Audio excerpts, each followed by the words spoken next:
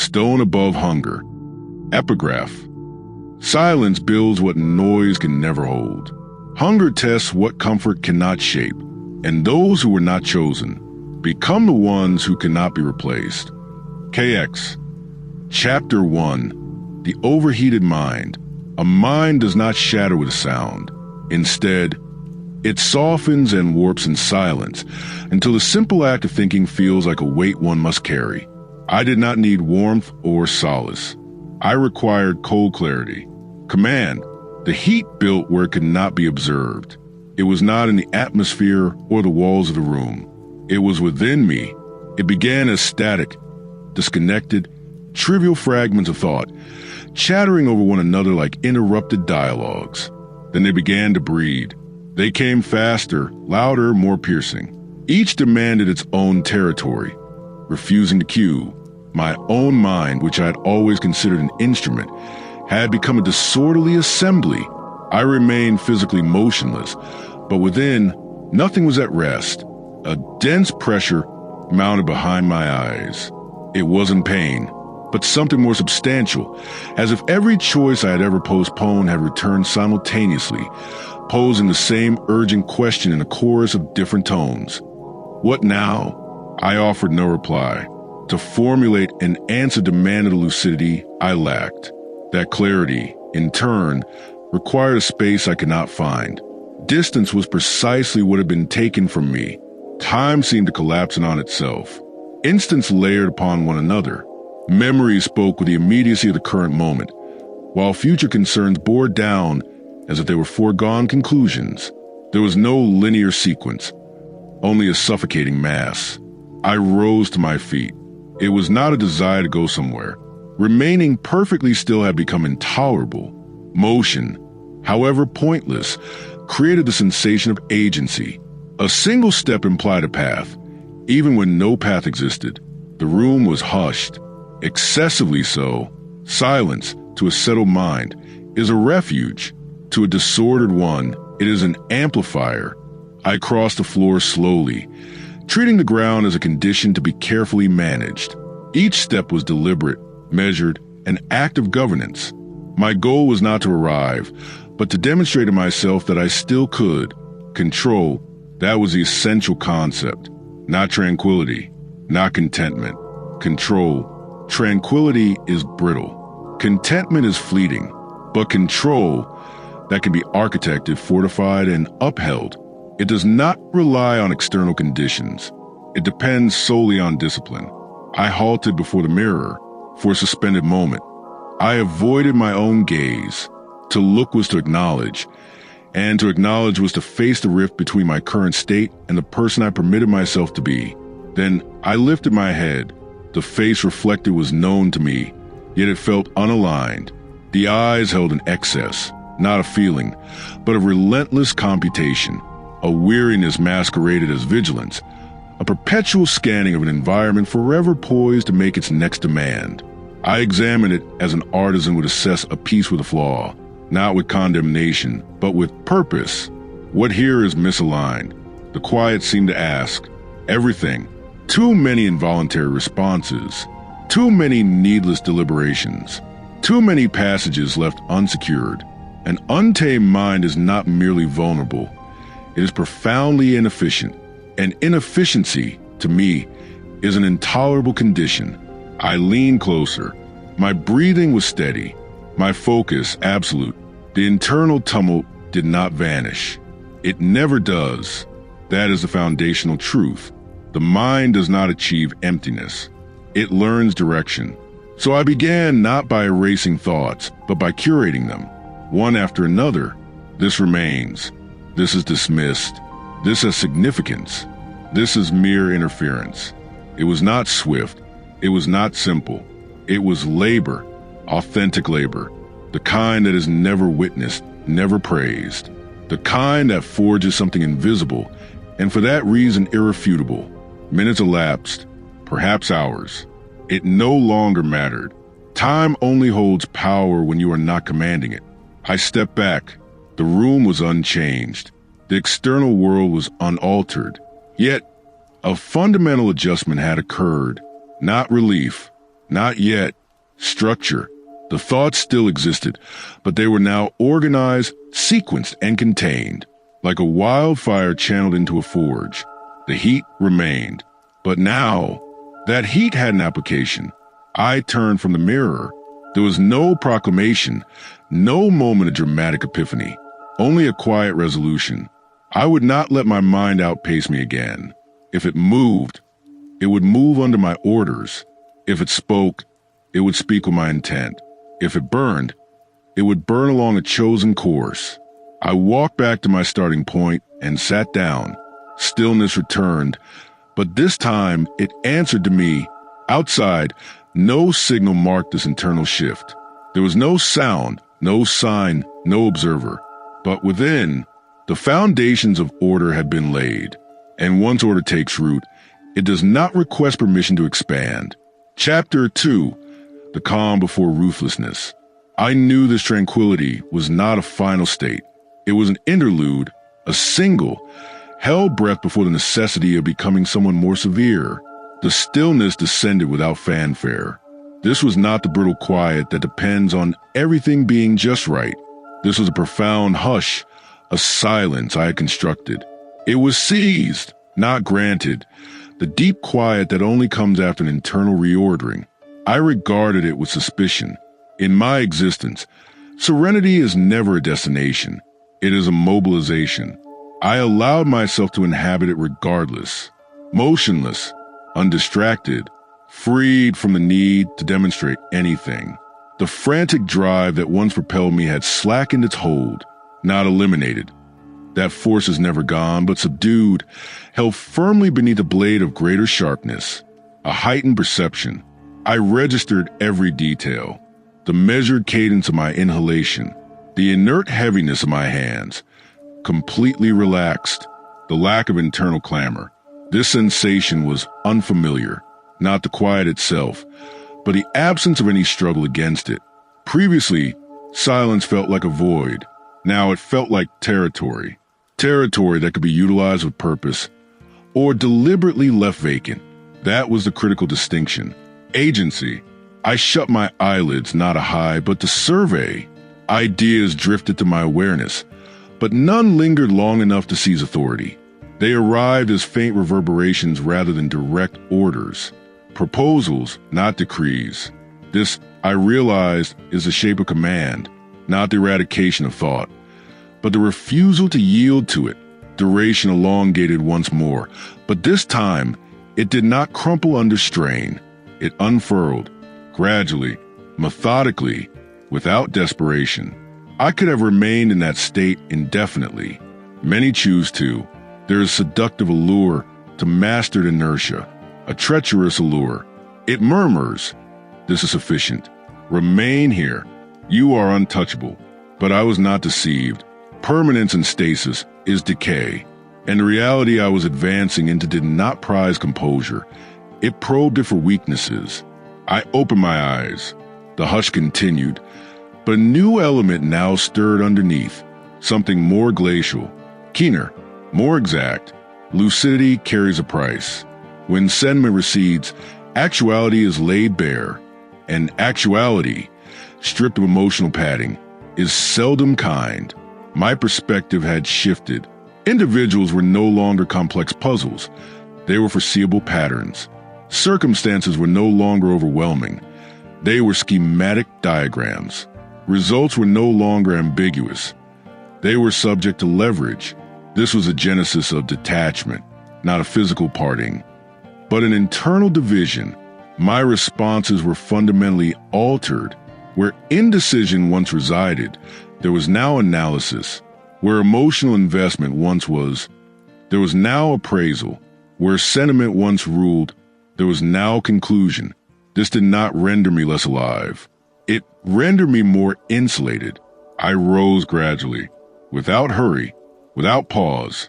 The composure moved with me, not abandoned, not dissipated, but assimilated, forged into a more utilitarian tool.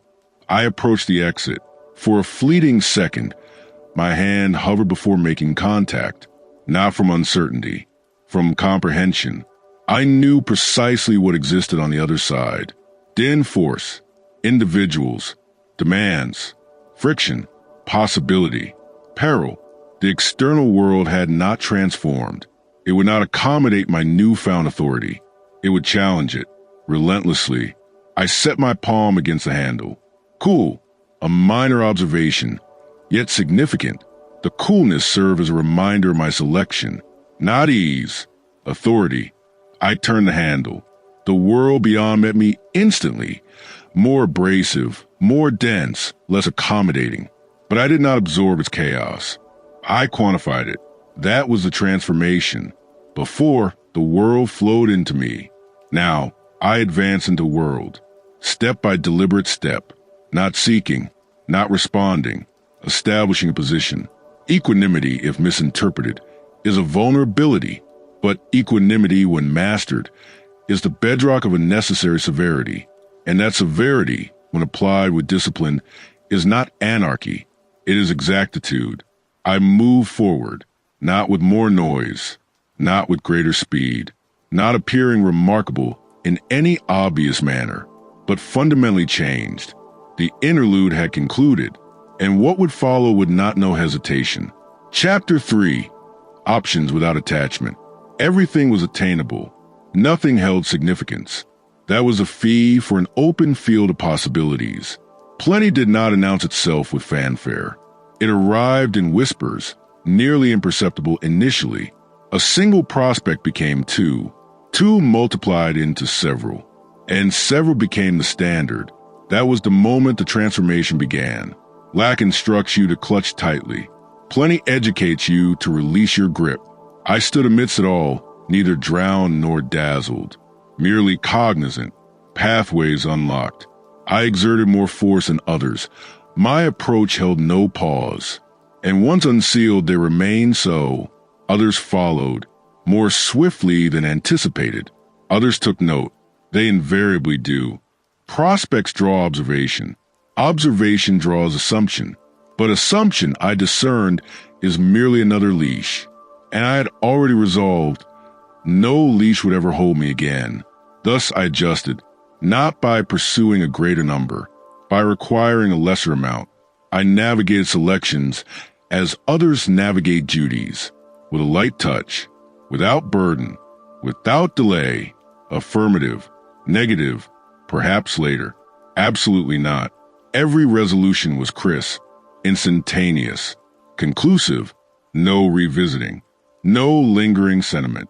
Investment impedes momentum, and momentum, to me, was synonymous with existence. There was an era when each alternative felt like a fragile gift, something to be cradled cautiously, shielded, fear to forfeit. That era had concluded. Now, alternatives were not scarce. They were interchangeable, and interchangeability alters the entire framework. I perceived it in others first. Exchanges grew briefer. Bonds grew more superficial. Assurances grew less substantial, not from malice, but from lucidity. When you comprehend that substitutes exist, you cease bargaining with misalignment. I did not hunt for endorsement. I did not crave confirmation. I did not linger. If an element aligned, it remained. If it diverged, it was excised, straightforward. Yet, directness is frequently mislabeled as indifference. They label me remote. They were not incorrect. Remoteness, however, was not vacancy. It was exactness. I allocated focus where it was merited, minutes where they were reciprocated, effort where it generated yield. All else was screened out. There were instants, nonetheless, fleeting, muted, almost undetectable, where a specter tried to resurface. A known tone, a recollected sensation, the ghost of what investment once represented. It did not tug me backward, but it hovered long enough for recognition. Separation is not the eradication of recollection. It is a denial of its governance. I comprehended the levee. Alternatives erase desperation, and without desperation, worth becomes more difficult to pinpoint. When all paths are open, no single one feels essential. That is the peril, not deprivation. Hollowness, I identified it early, and I amended it. not by constricting my alternatives, but by establishing my criteria. Worth, I decreed, would not originate from scarcity. It would originate from congruence. Does it advance my course? Does it consolidate my footing? Does it compel my evolution? If not, it carries no mass. This was how I reconstructed purpose inside perfusion, not by experiencing more deeply, but by deciding more discerningly. I advance once more, not foraging, curating, each stride directed by something more acute than want, something more subdued than aspiration, clarity, alternatives, left unmanaged, fragment a person, but alternatives mastered, temper him, and I had no aim of dissolving within what I could pursue, only within what I did pursue. Everything stayed attainable, but now something had regained its import, not the prospects, not the selections, myself, and that recalibrated everything. Chapter 4, Nightfall and Risk. Darkness did not conceal my nature, it unveiled it. Evening descended without argument. No discussion, no postponement, just a mute yielding of the sun, as if the globe had elected to cease its justifications. What continued was elemental, unrefined, candid in a manner the garish day could never permit. I favored this time, not for its security. It lacked it. Hazard thrived after sunset, not as an anomaly, but as a fundamental condition. And conditions once deciphered become instruments. I ventured out. The atmosphere had altered, denser, colder, not merely in climate, but in its essence. Noise has traveled a greater distance. Action seemed more defined. Each particular gain important sight was diminished. The nocturnal world insists on vigilance, and vigilance, when honed, transforms into an edge. I did not hasten. Hurry, under this cloak, is the habit of the frightened. My gait was deliberate, each footfall positioned, not from wariness, but from command. My vision acclimated, but more crucially, my intuition did. A lexicon exists within this realm, unvoiced, exact, a stare that holds a moment too long, a silhouette shifting against the expected pattern, a hush that seems purposeful.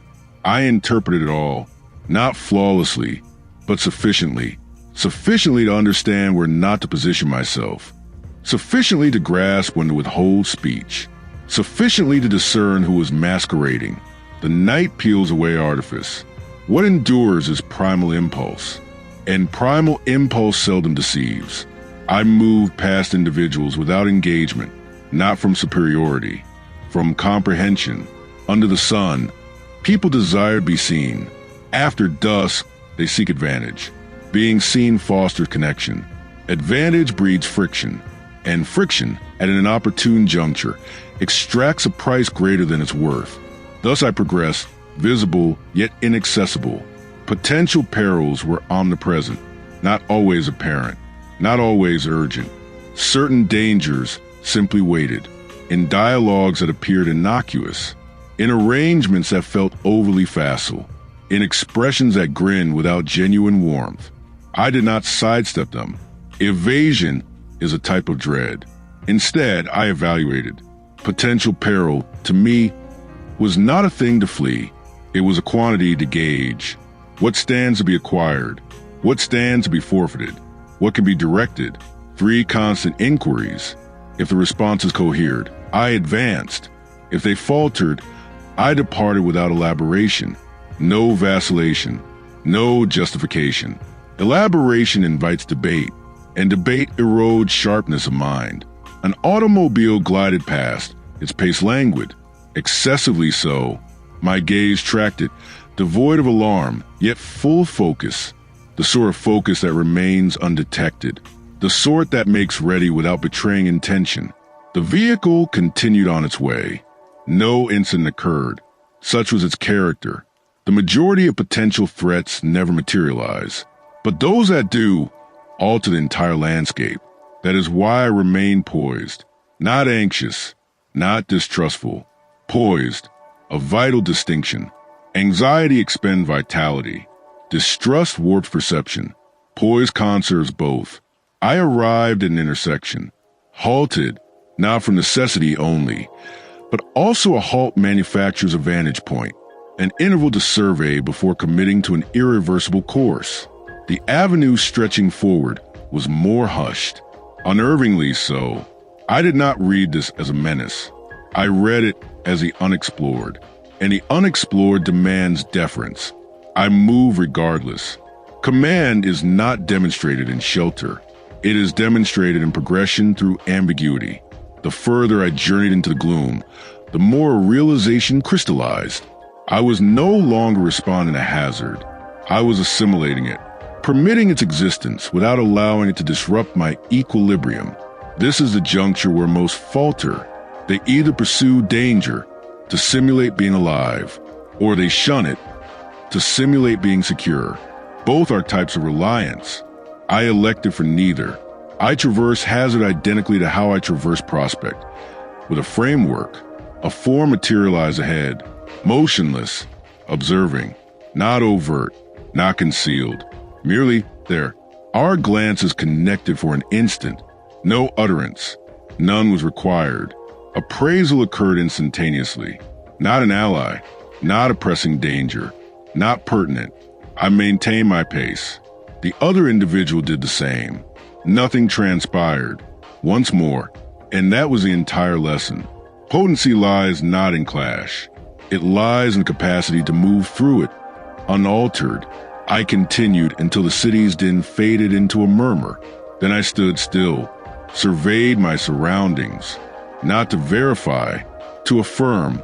All was as it should be, myself included. The darkness had examined nothing and everything.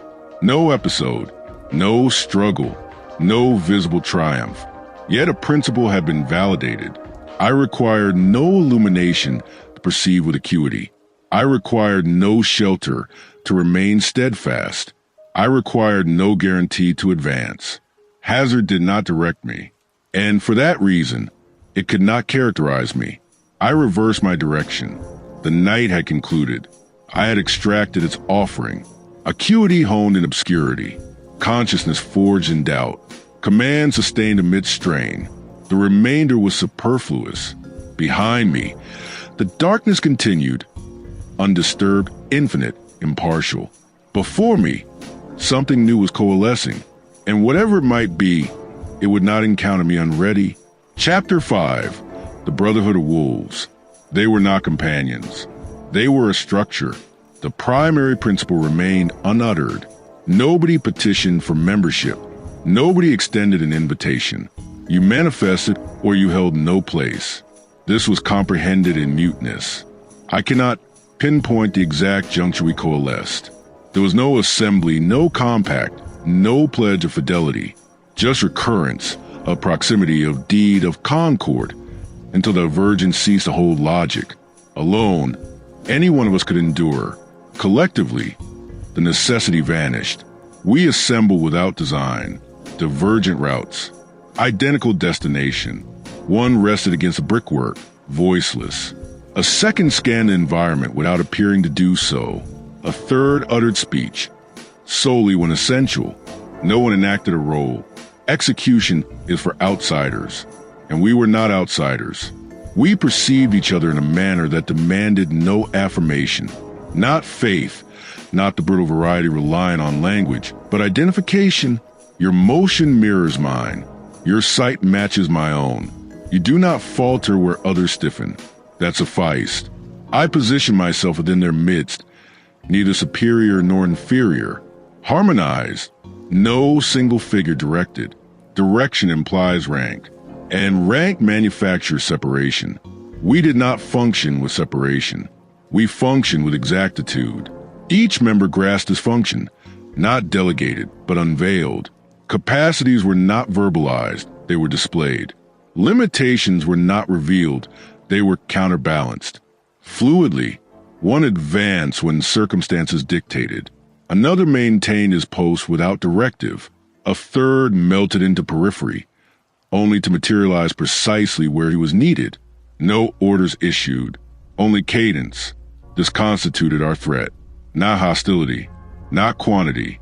Symmetry. We did not charge into circumstances.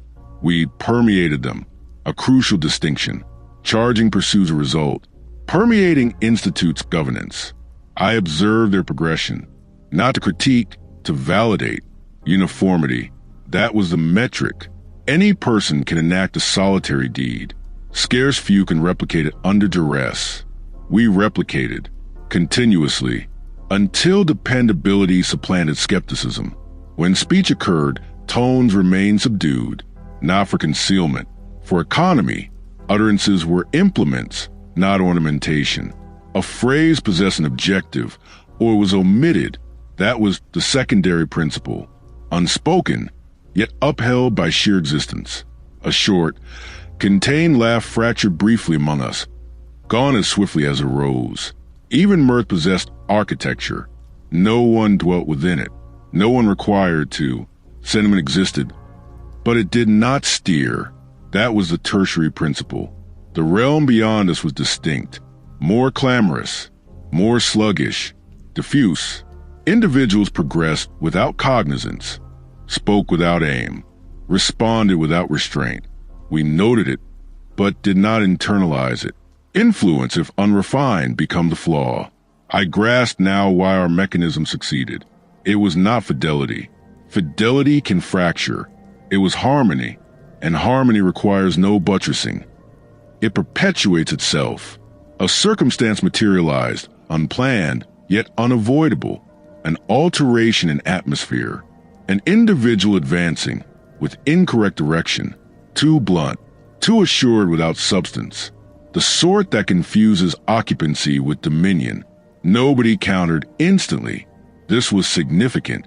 Instantaneous counteraction is visceral. Deferred counteraction is tactical. We allowed the instant to expand. Calibrated. The advance continued. Nearer. Still incorrect. Then minute adjustment. Not orchestrated via cue, but through shared comprehension. One altered his placement marginally, obstructing a line. A second modified his posture, creating an opening where required. A third stayed fixed, securing the arrangement. I did not deliberate. I transitioned into position, not guiding. Finalizing, the advancing form decelerated. Awareness dawned. Not apprehension, not yet, but realization. We were no longer discrete entities. We were a consolidated entity. And entities are more formidable to contest than persons. No dialogue transpired. None was needed. The instant elongated, then dissolved. The figure pivoted away, departed. No clash, no intensification, no conquest to declare, but a parameter had been instituted. A domain not tangible but situational. A frontier that would not require a second offense. We ease marginally, not entirely, never entirely. Conditions alter, persons evolve. Duration wears down even the most robust structures. We knew this. That is why we never relied upon collective. We fortified it. A monumental divergence. Reliance deteriorates when strain mounts. Fortification amplifies under it. I regarded them anew, not as persons, but as constituents. Each one indispensable, none substitutable in purpose, yet all substitutable in doctrine. The architecture mattered more than the names. This was the ultimate apprehension. The fellowship was not concerned with our identities. It was concerned with our methodology. Anyone who could mirror it could gain entry. Anyone who could not would stay beyond, irrespective of yearning. No deviations. We began to scatter. No farewell, no recognition, simply withdrawal, each returning to his own trajectory, unaltered in direction, but reinforced in station. I lingered a moment longer, not from indecision, from cognizance. What we had constructed demanded no upkeep, only uniformity. I turned and departed, solitary once more, but not identical. Once you progress as an element of something exact, you never fully revert to being an isolated unit, and that was its potency. Not proximity, not might, but cohesion without reliance. An alliance that required no vocalization of its title. Chapter 6. motion without fear. I progress like a mechanism, exactitude sheathed in turmoil, peril cloaked as capability. Velocity, for the majority, signifies forfeiture of command. For me, it was command distilled. My physical form surged forward, yet nothing fragmented. Each gesture possessed architecture. Every directional change bore deliberate aim. To an external witness, it appeared rash, unforeseeable, acute, nearly brutal in its transitions. But within, a profound silence reigned. A distinction exists between genuine turmoil and its semblance. Genuine turmoil is ungoverned.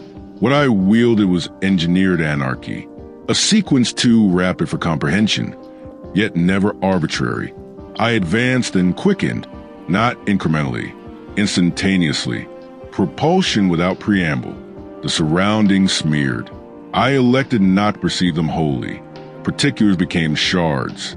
Shard became indicators. Only the essential continued. All else was jettisoned. This was the regimen, not witnessing the entirety. Witnessing solely what facilitates progression. A curve loomed, severe, uncompromising, no deceleration.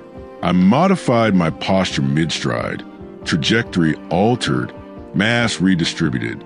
The bend was navigated, not elegantly but effectively. A minor instability rectified itself before becoming a fault. That was the advantage. Functioning where faults are plausible, yet never permitted to culminate. I moved, swifter now, not pursuing an objective, not fleeing a threat, simply advancing. Progression at this intensity becomes essence. Inertia becomes alien. Leisure becomes superfluous. No solace resides here, only function. An individual intersected my route, unanticipated. No duration to halt. Halting was never the consideration. I recomputed while in transit, a fractional stride's divergence. Shoulder-oriented, aperture generated where none existed an instant prior. No impact, no pause, merely continuation. To a spectator, this would resemble impulse. It was not. It was rehearsal honed until cognition became impediment. An impediment was intolerable. My respiration remained unbroken, governed, steady, synchronized with my momentum. This was pivotal. Haste without respiratory governance becomes dread. Haste with governance becomes supremacy. I traverse illumination, then obscurity, then illumination anew, without altering my tempo. Settings transformed, but I did not. Textures varied underfoot, polished, coarse, uneven, yet my cadence assimilated the variance. Assimilation, not response. I did not contest the terrain. I employed it. A confined passage materialized, congested, blocked, inefficient. Ideal. Limitation exposes proficiency. I entered without vacillation. Objects bordered the route. Impediments for the languid, instruments for the accurate. I navigated amid them, encircling them, traversing them, near, excessively near for misstep. Intervals gauged by intuition. Tolerances diminished to near negation. One error here, an entire construct disintegrates. Yet I did not reduce pace. Reduction introduces skepticism, and skepticism shatters cadence. I emerged from the passageway without interrupting my gait, returned to expanse. No respite. Respite belongs to those who dreaded confinement. I had utilized it. Now it lay in my wake. I decreased pace, abruptly, not progressively. An absolute cessation would have been jarring. Instead, I diminished momentum with the identical exactitude used to generate it. Command and augmentation. Command and diminution. Both essential. I became stationary. The world resolved into full definition. Noises disentangled.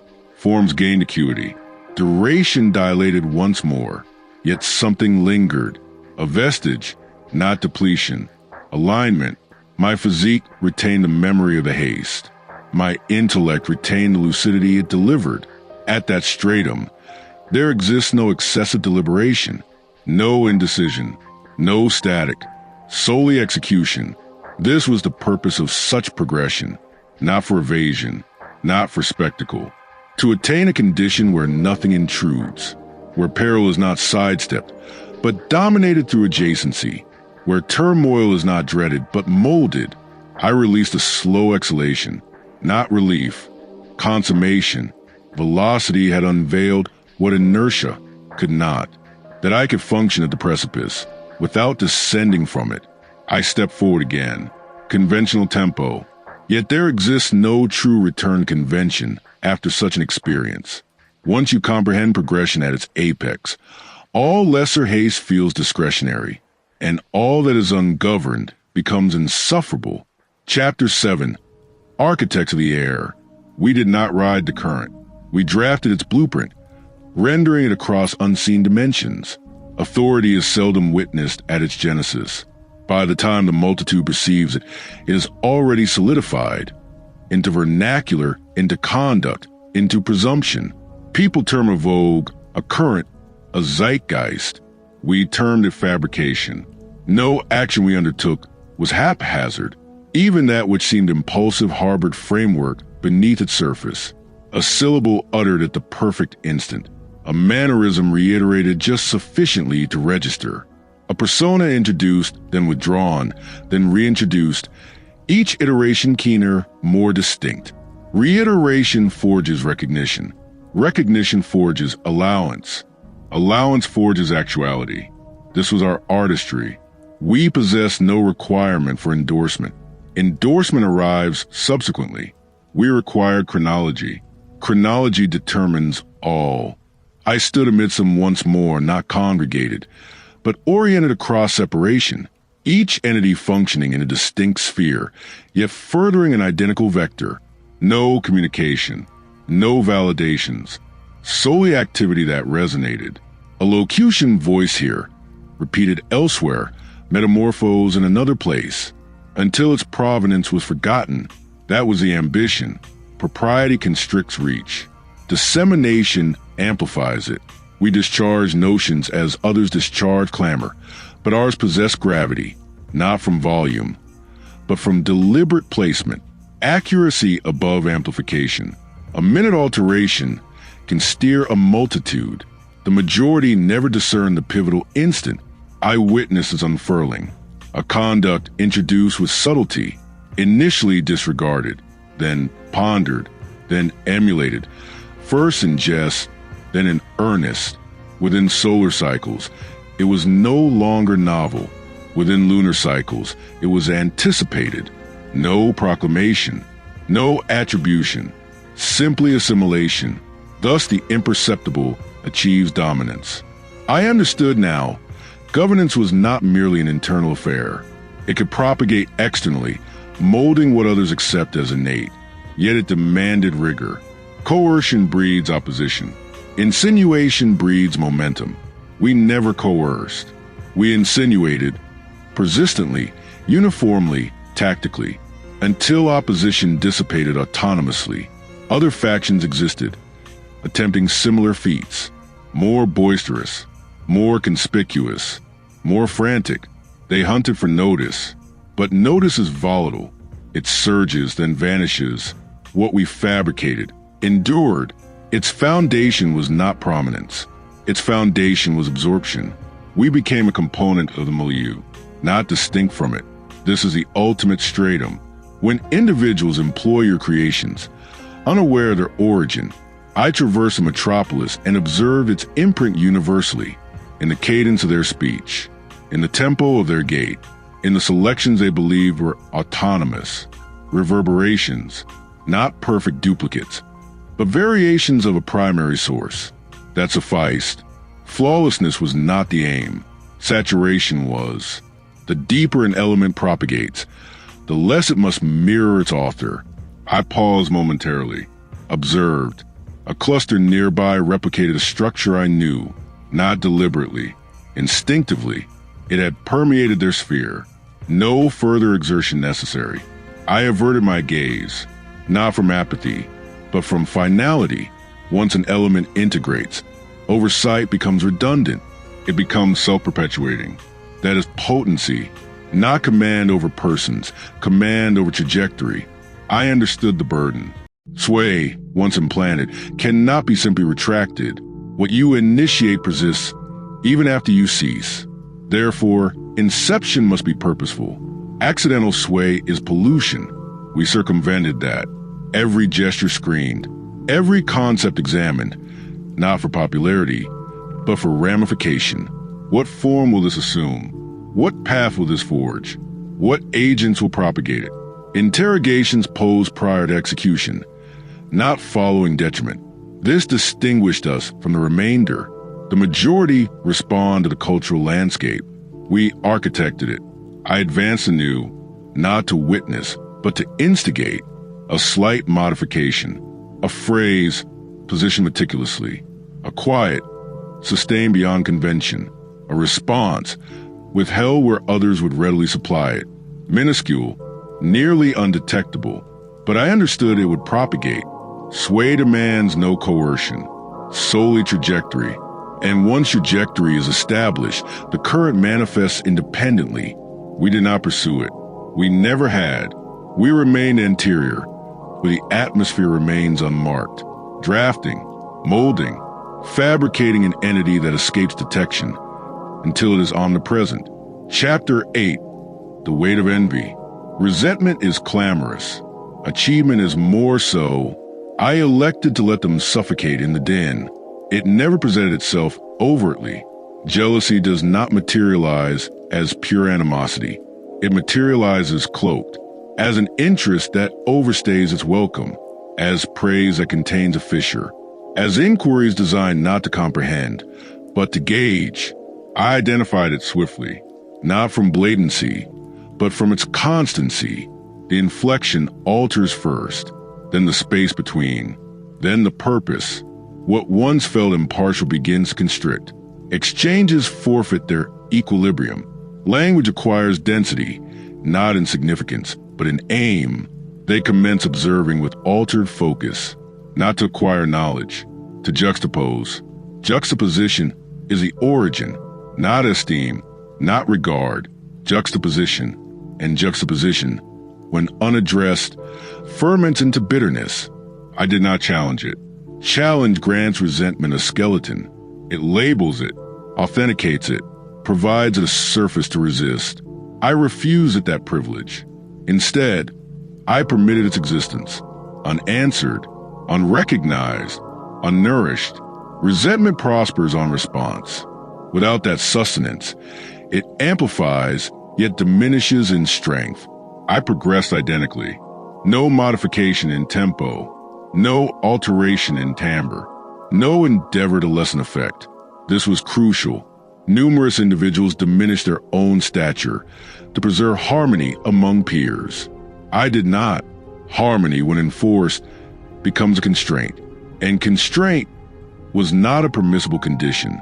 Thus, the divide expanded, organically, not through exertion, through steadfastness.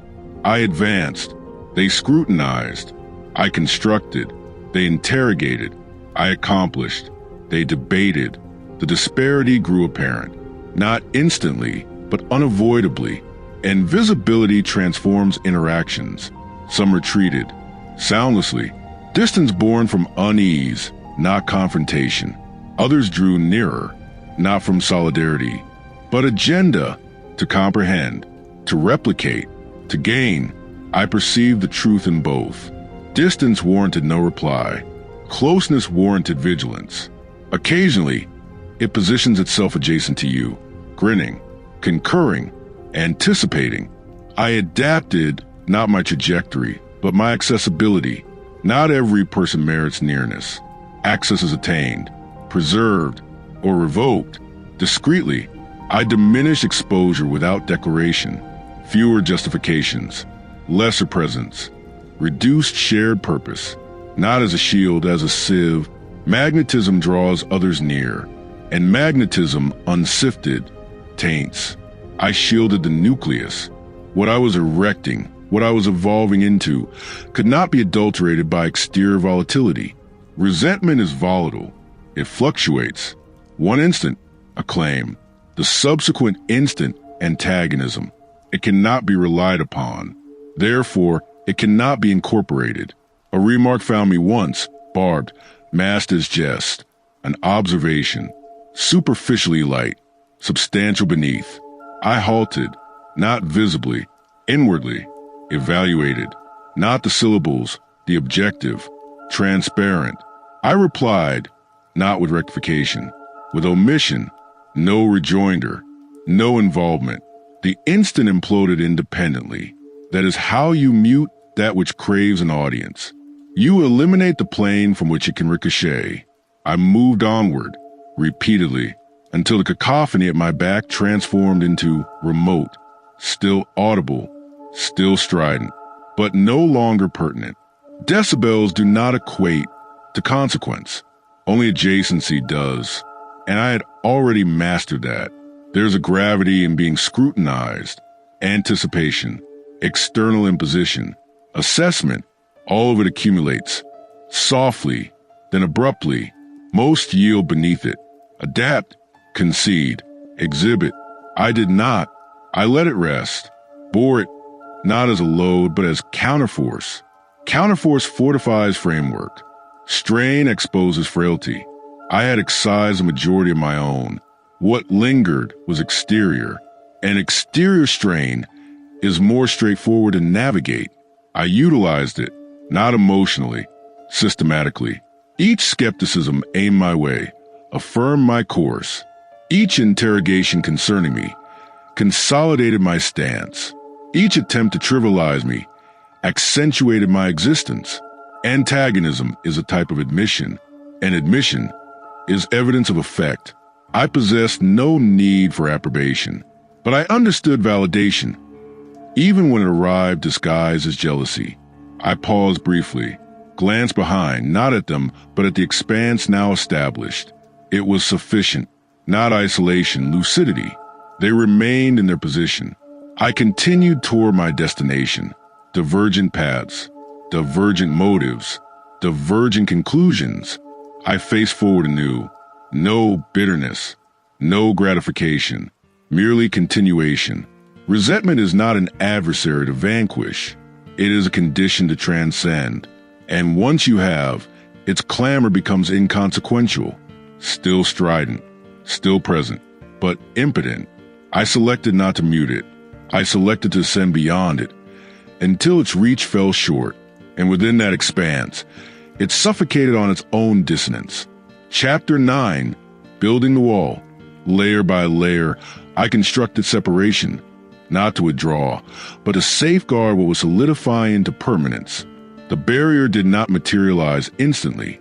It coalesced through reiterated determinations until they constituted an edifice. Every verdict contributed form. Every denial contributed fortitude. I did not retreat from existence. I recalibrated the channels through which existence could interact with me. My physical manifestation continued. My availability did not.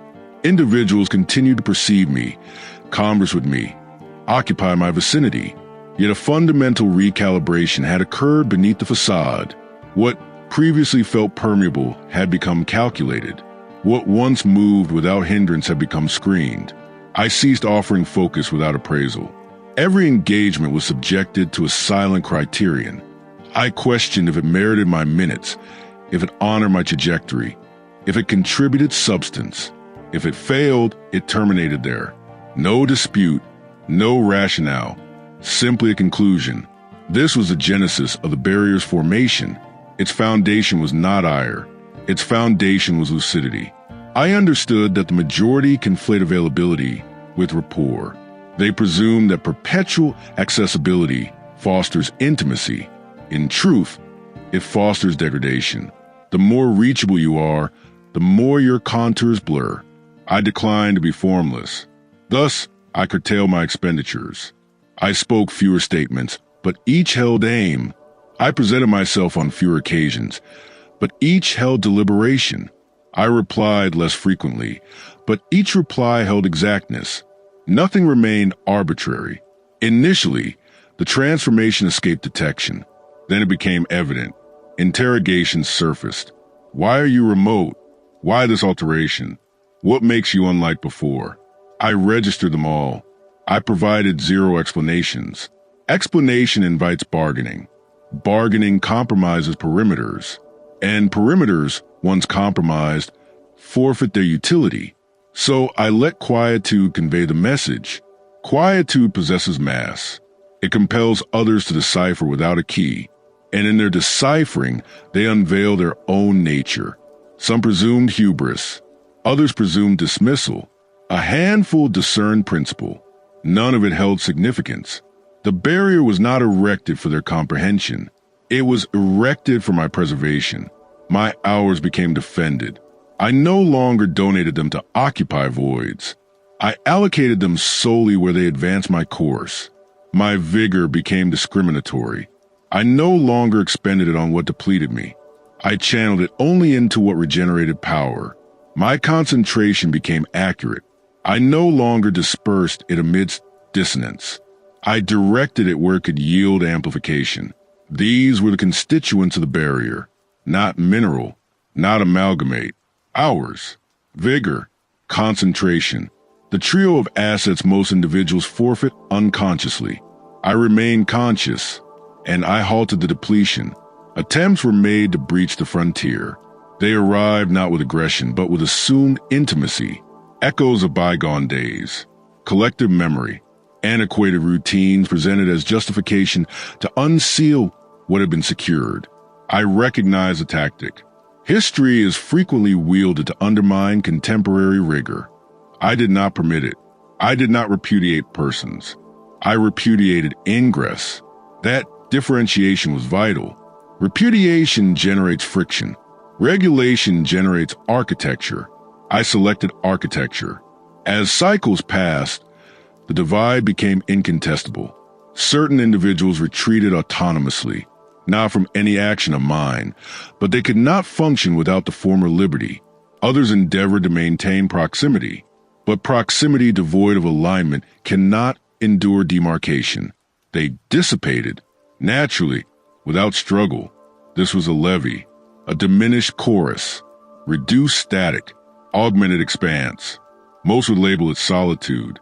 I labeled it definition. Inside that expanse, every element gained acuity. My contemplations grew more distilled. My resolutions grew swifter. My direction grew irrefutable. Nothing intruded. Nothing adulterated. The barrier was no longer a project underway. It was an attribute I had assimilated, delineated, architected, impenetrable where essential. I stood inside it, not restricted, but fortified. The external realm continued, open, cacophonous, unshifted. It progressed without order, communicated without accuracy, demanded without reciprocating. I observed it without re-entering its flow.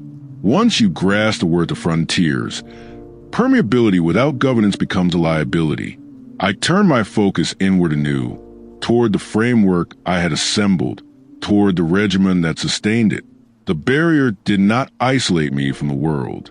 It isolated me from all that failed to harmonize with my becoming. And that isolation was the prerequisite for my ability to advance unbroken. Chapter 10. Stoic Identity. I was no longer modifying. I had solidified beyond persuasion, beyond compromise. Modification was once my asset. I recalibrated with speed, acquired knowledge more rapidly than the majority, altered when circumstances dictated. Endurance demanded pliability, and I perfected it early. I molded into whatever the instant required. Acute when called for, mute when prudent, there when advantageous. Yet pliability possesses a terminus. If you conform to each element, you ultimately represent zero substance. I arrived at that juncture silently, not as a defeat, as an awakening. A phase arrives where progression must cease, not outwardly, but inwardly, where essence is no longer sculpted by surroundings, but delineated in opposition to them. That was the commencement of the solidification, not the stifling of sentiment. Architectural coherence. I selected what would persist invariable. Tenets, unaltered. Criteria, non-negotiable. Trajectory, immutable. All else became subordinate. This was not inflexibility. It was bedrock. A framework that does not waver under strain does not oppose alteration. It assimilates it without deformation. I cease inquiring what conforms. I decreed what pertains. That pivot removed ambiguity. Verdicts became instantaneous. Counteractions became negligible. Sway became inconsequential.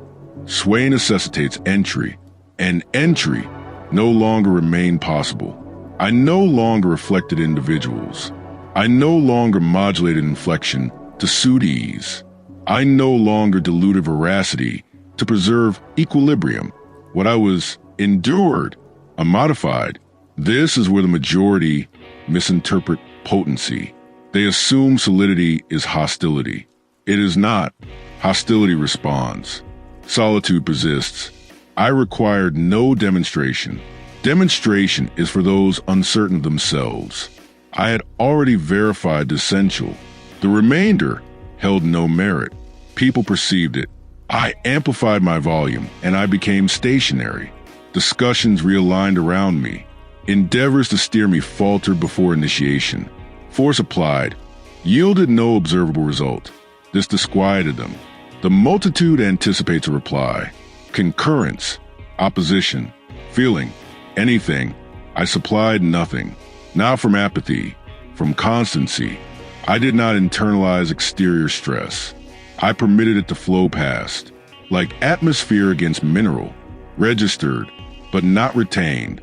This was a distinction. Previously, force molded me. Now, force unveiled others, who continued, who adapted, who retreated. I noted all of it without joining. Joining implies susceptibility. Notation preserves station. I selected station. Instances were crafted to probe me. Subtle provocations. Overt defiance. Efforts to elicit a reply. I did not partake. Not from incapacity, from irrelevance. Reply grants others purchase. Inertia revokes it. When nothing stirs, nothing can be rerouted. I became that inertia. Not inactive. Definitive. Even in action, I stayed unmodified. Deeds performed. Choices rendered. But internally, no fluctuation. No skepticism. No bargaining. This is the meaning of becoming mineral. Not devoid of sensation. Unaltered, I still perceived. I still observed. I still comprehended. But none of it redrafted my core. Incident traversed through, without reconfiguring my framework. This was the ultimate tier of command, not commanding others, not commanding results, commanding essence. Once essence is anchored, all else becomes navigable. Ambiguity forfeits authority. Sway forfeits proximity. Struggle forfeits impact. I stood inside myself, whole, not seeking, not recalibrating, not replying, merely occupying space. And occupation, when unassailable, becomes a phenomenon, not clamorous, not conspicuous in magnitude, but irrefutable. Individuals either harmonize with it or navigate its periphery. No intermediate exists. I acknowledge that. Mineral does not concede to gain inclusion. It endures and allows existence to determine its approach. I advance once more. The identical direction, the identical cadence. But now, no exterior element could modify it. Not force, not perspective, not chronology. What I had solidified into was no longer in flux. It was established. And what is established cannot be unsettled. Chapter 11, The Discipline of Silence. Verbalization was inexpensive. Quietude held substance. I uttered sound solely when effect was assured. I did not cease vocalizing abruptly. I diminished. Initially, the superfluous replies vanished, then the justifications, then the impulse to occupy voids. What endured was not lack, but curation. Utterance became intentional. Quietude became the standard. Most dread quietude. They hurried to fracture it, saturate it, evade it. They presumed that speaking sustains command, that existence must be verified through noise. I discovered the inverse. Command is sustained through withholding. I attended more than ever before. not to concur, not to reply, but to apprehend framework.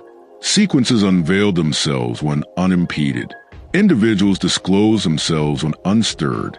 Quietude generated territory, and within that territory, verity emerged. I noted how swiftly others unveiled objective when granted latitude. They clarified beyond requirement, reiterated their points, opposed their own statements, all without contest. All quietude induced unease. Unease compels revelation. That was the leverage. I did not interject.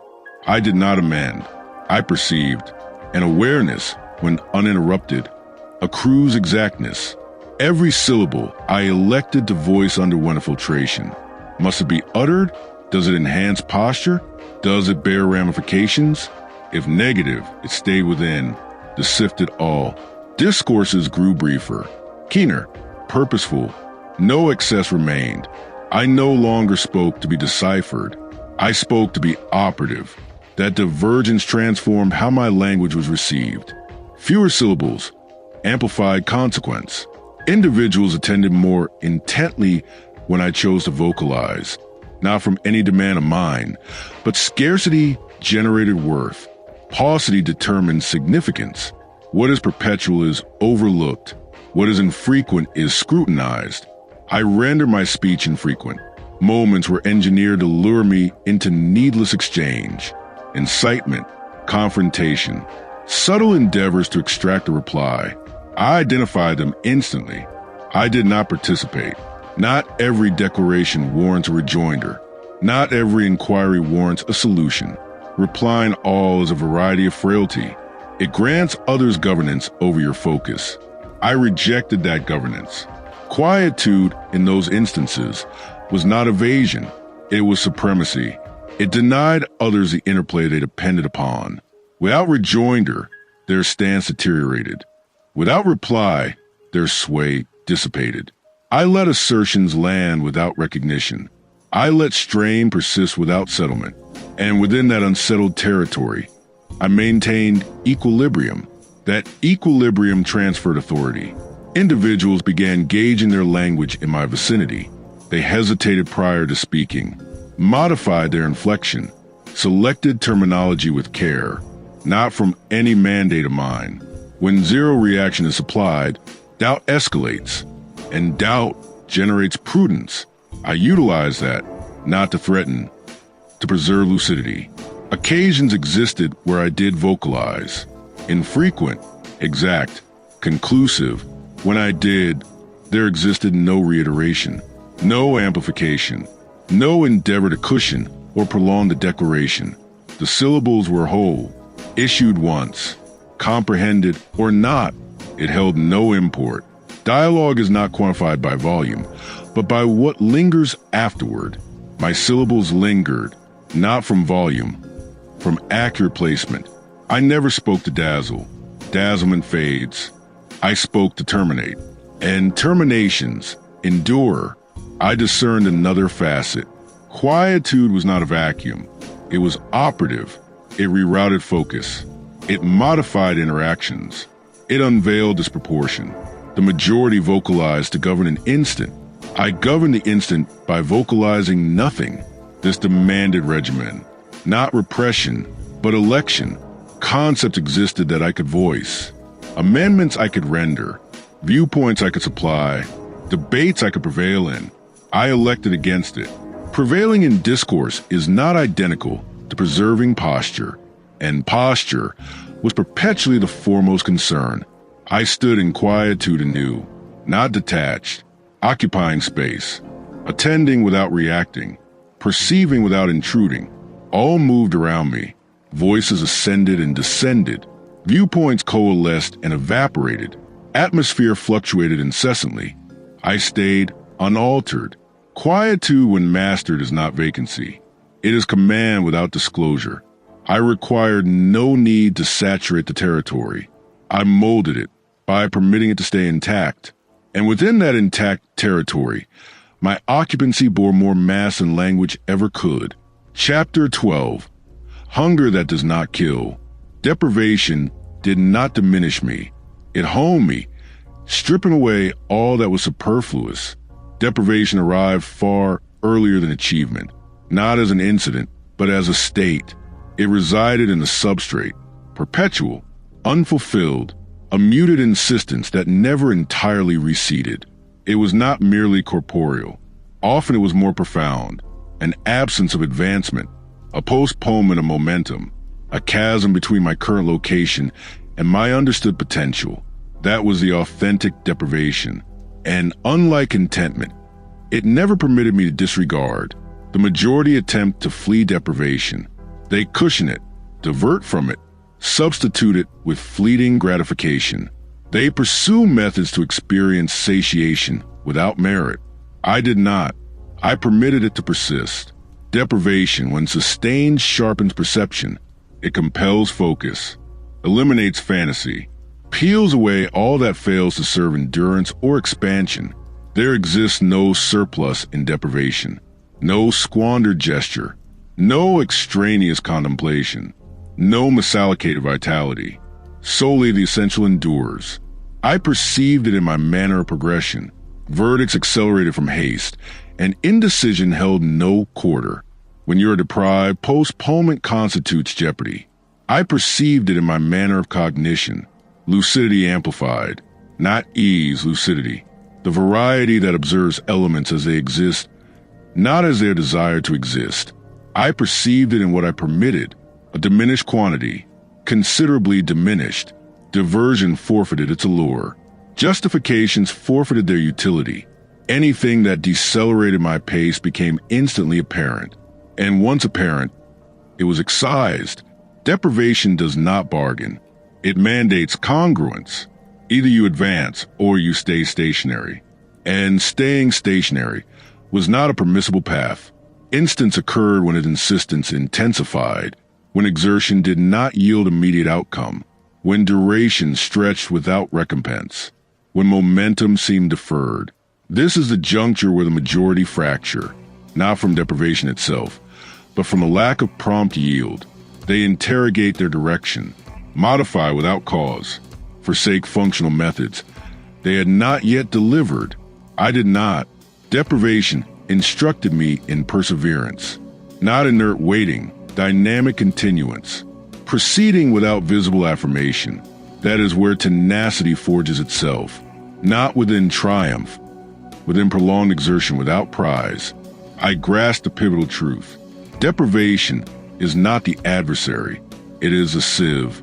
It eliminates the feeble, the erratic, the diffuse. What survives is purified, more robust, more acute, more exact.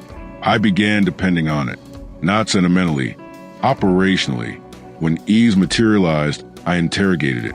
Ease diminishes pressure. Pressure propels momentum. Excessive ease generates inertia. Thus, I regulated it. Permitted sufficient measure for recuperation, never sufficient measure for complacency. Equilibrium, but deliberate. I never permitted myself to feel concluded. Conclusion terminates evolution. Deprivation precludes that. Individuals surrounding me evaded it. They pursued comfort, predictability, instant appeasement. I witnessed its destination, decelerated momentum, friar verdicts, dull perception. I selected the contrary, sustained insistence, not crushing but unceasing, sufficient to maintain my progression, sufficient to maintain my concentration, sufficient to remind me I was not complete. I paused momentarily, not for repose, for assessment, my location, what lingered undone, what required execution. Deprivation clarified everything. No disorientation existed, solely direction. I progressed anew, not with greater velocity, with heightened exactitude. Deprivation mandates efficacy. Each stride held import. Each deed bore consequence. Nothing was squandered. Nothing was arbitrary. All served advancement. I sense it again, that muted insistence. Still present, unfulfilled, incomplete. And that was precisely its required condition. The instant deprivation evaporates, so does impetus. I would not permit that.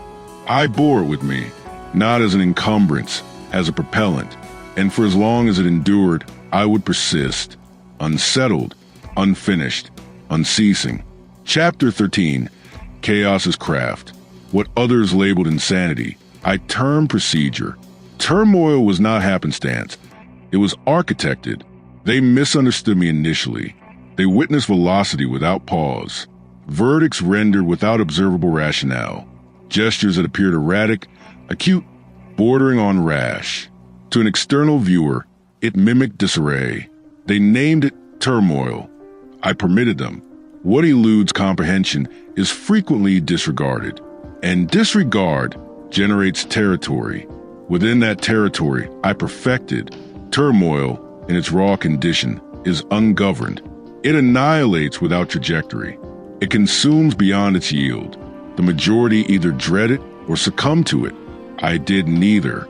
I analyzed it, not as a phenomenon to evade, but as a mechanism to decipher. Every tumultuous instant harbors sequences. Concealed, swift, challenging to monitor, yet extant. Responses interweave. Factors clash. Results alter with speed. But nothing is genuinely arbitrary, merely unperceived. I perceived, repeatedly, until sequences started to materialize. Not distinctly, but sufficiently. Sufficiently to foresee without prophesying. Sufficiently to enact without delaying. Sufficiently to navigate inside upheaval without assimilating into it. That was the differentiation. I did not penetrate turmoil to endure it. I penetrated it to employ it. Assertiveness fulfilled a function, not unrefined sentiment, but channeled impetus.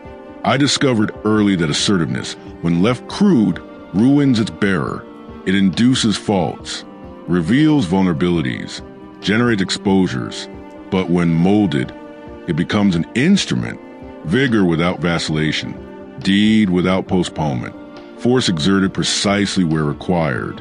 I did not eliminate assertiveness. I organized it, provided it limits, trajectory, objective, that is what transmuted it into proficiency.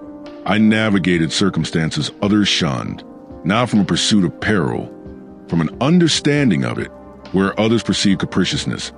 I perceive prospect. Upheaval generates disequilibrium. Disequilibrium generates exposures. Exposures generate leverage, but solely if identified promptly. That demanded celerity, not merely physical, cerebral. I conditioned myself to analyze quicker than the circumstance could unfold, to discern transitions as they developed, not after they concluded. That is, where governance materializes, not preceding turmoil. Inside it, an event unraveled before me, voices escalating, motion constricting, atmosphere transitioning from neutral to volatile.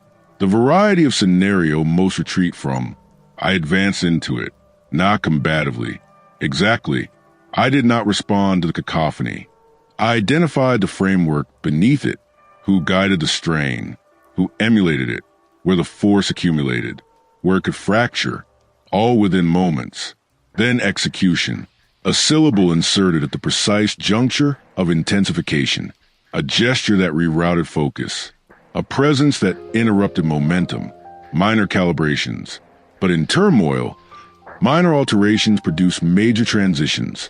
The circumstance dissipated, not entirely, but sufficiently to reclaim governance. I withdrew, no acclaim, no recognition, none required. The objective was not visibility. It was to mold a conclusion. This is what set me apart. Others reacted to turmoil.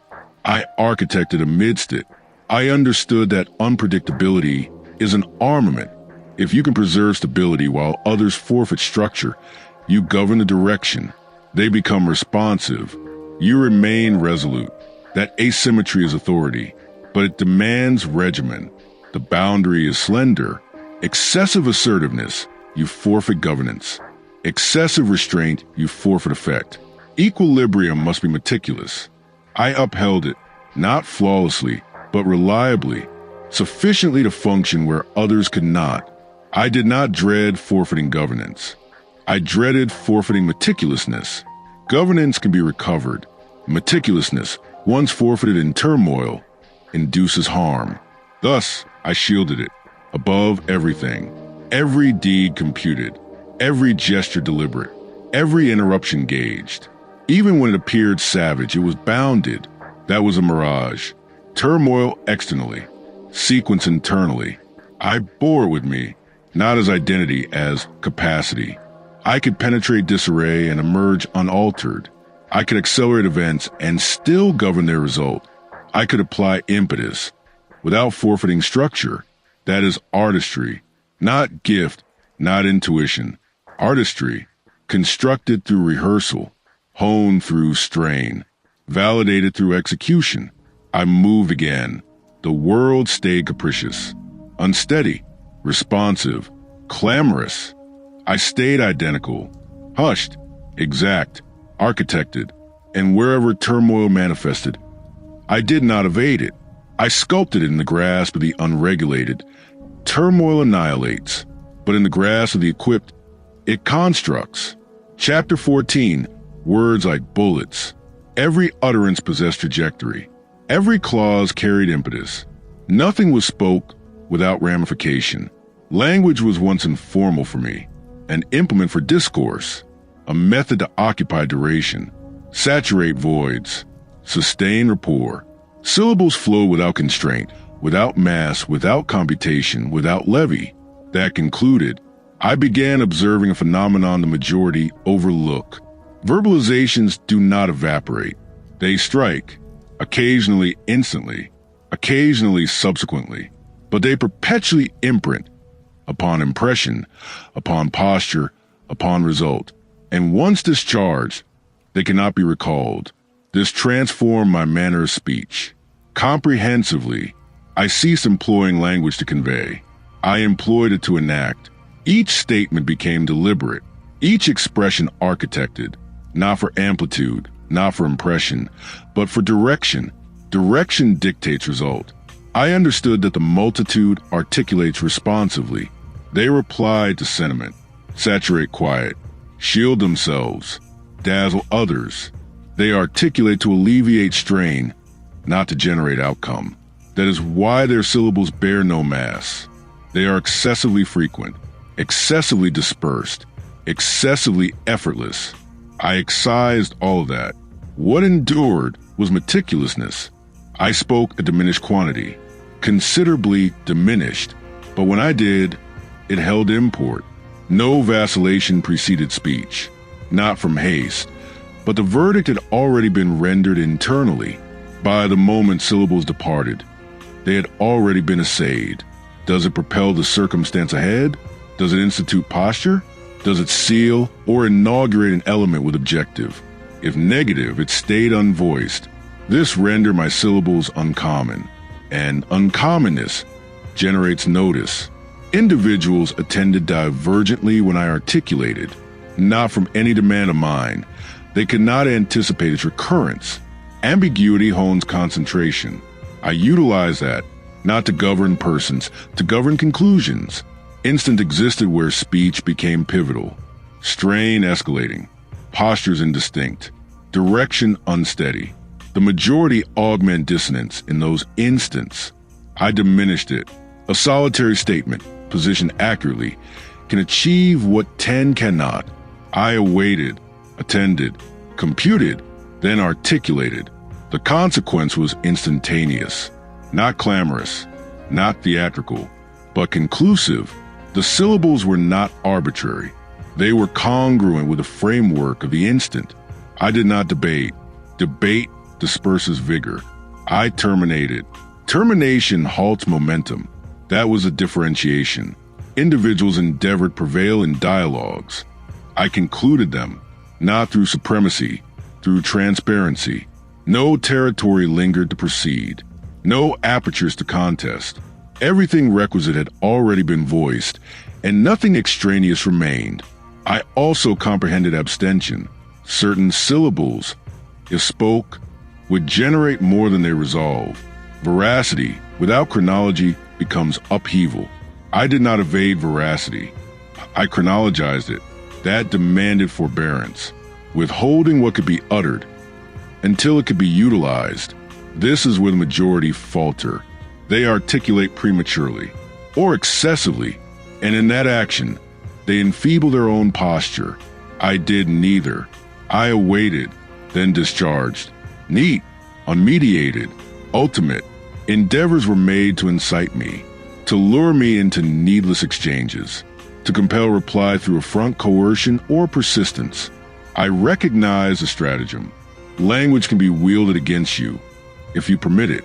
Thus I declined. Not every syllable merits a rejoinder. Quietude, when applied correctly, neutralizes more than speech. But when I elected to reply, I did not mirror inflection. I governed it. Composure against hostility. Meticulousness against dissonance. Finality against reiteration. This generated asymmetry. And asymmetry resolves contention. I discerned another facet.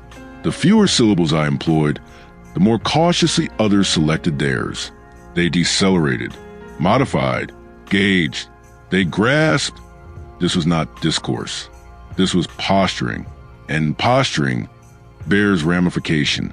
I stood motionless momentarily, not articulating, not requiring to. Language, when mastered, does not necessitate perpetual employment. It stays prepared, like an armament, unutilized until essential. I did not articulate to be perceived. I articulated to be operative, and operativeness demands regimen, every syllable positioned, every statement aligned, every conclusion contemplated, nothing squandered, nothing arbitrary. One syllables depart, they enact, and I ensured they enacted precisely as intended. Chapter 15, Madness Meets Mastery. They believed they comprehended derangement. I demonstrated governance existing within it. They had witnessed upheaval previously, unsteady verdicts, volatile responses, gestures propelled by urge rather than framework. They termed it derangement, and frequently their assessment was correct. Authentic derangement is unregulated. It consumes trajectory, annihilates exactitude, transforms vigor into harm. They presumed that was the boundary. They were mistaken. I advanced into that identical territory, yet I did not disintegrate inside its confines. I remained whole. That was the distinction. I grasped the principle they overlooked. Derangement, in its primal state, is vigor devoid of regimen, but vigor can be molded. I did not repudiate ferocity. I purified it. Where others reacted, I computed quicker than response. Where others intensified, I rerouted intensification. Where others forfeited command, I reinforced it. Externally, it appeared indistinguishable. Acute gestures, abrupt verdicts, unforeseeable transitions. But internally, everything was sequenced. This is what bewildered them. They anticipated disintegration. Instead, they witnessed execution. A circumstance developed, swift, volatile, stratified with force. Voices intermingled. Deeds conflicted. No apparent framework. No observable governance. The variety of instant where even seasoned intellects commenced fracturing.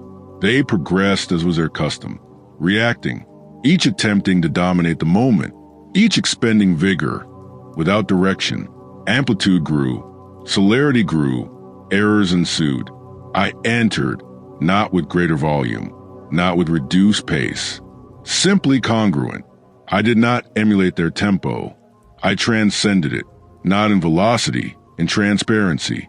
While they processed what had already transpired, I advanced beyond what was materializing. That is artistry, not countering upheaval, functioning anterior to it. I pinpointed the nucleus of volatility. Every tumultuous mechanism possesses one, a juncture where force amasses, where verdicts overlap, where trajectory splinters. I located it instantaneously. Then I enacted, not with might, exactly, an alteration in placement that intersected the current, a verdict rendered before others recognized its necessity, a presence that redirected focus without demanding it. Minor deeds, but in volatile mechanisms, minor deeds prevail. The framework transformed, initially gradual, Then wholly, what had been dispersed began aligning. What had been responsive decelerated. What had been unregulated discovered direction. Not from any imposition of sequence from me. I unveiled it. That is the differentiation between governance and artistry. Governance compels. Artistry steers. They perceived it. Naturally they did. But they did not comprehend. What they observed contradicted their conception of derangement. They believed ferocity necessitated forfeiture of command. I demonstrated the contrary. I revealed something more perilous. Governance existing within ferocity, the capacity to function at extreme strata, without collapse. That is uncommon. It demands both antitheses concurrently, celerity and forbearance, might and abstention, upheaval and framework. The majority select one. I maintain both, simultaneously. That is why I could surpass them, not by accomplishing more, by accomplishing it with greater purity. Their gestures produced friction. My gestures eliminated it. Their deeds generated dissonance. My deeds produced trajectory. Over cycles, the disparity became evident. They incinerated vigor. I transmuted it. They depleted themselves. I refined myself. That is the benefit of artistry. It does not consume assets. It amplifies them. I withdrew once the mechanism stabilized, not to assert anything, not to gain acknowledgement. Artistry does not pursue authentication. It bequeaths outcomes, and outcomes communicate without exposition. They lingered, still endeavoring to apprehend a recent event, still functioning inside their confines, still convinced they had witnessed all possibilities. I moved onward. Nothing remained to demonstrate there. I had not merely equaled their stratum. I had surpassed the entire construct. They understood derangement. I understood framework existing within it. And that distinction positioned me beyond their reach. Not louder, not more conspicuous, but functioning on a plane they could not access, they could not perceive it. Derangement for them was the precipice. For me, it was substance, something to mold, something to govern, something to master, and once mastered, it no longer menaces. It becomes implement. I bore it with me, not as identity, but as faculty, prepared, purified, unrivaled. Chapter 16, Severed Connections. I did not depart with clamor. I detached and allowed quietude to inflict the consequence. Conclusions, when executed correctly, do not reverberate. They terminate. No declaration, no ultimate dispute, no necessity to elucidate what has already been understood. I place no faith in theatrical farewells. They leave vestiges. They solicit re-engagement. I favored void, neat, ultimate, incontrovertible. The verdict arrived long preceding the execution. Detachment is never abrupt. It accumulates silently, through reiterated incongruity, through structures that cease to suit, through indicators that grow too persistent to disregard.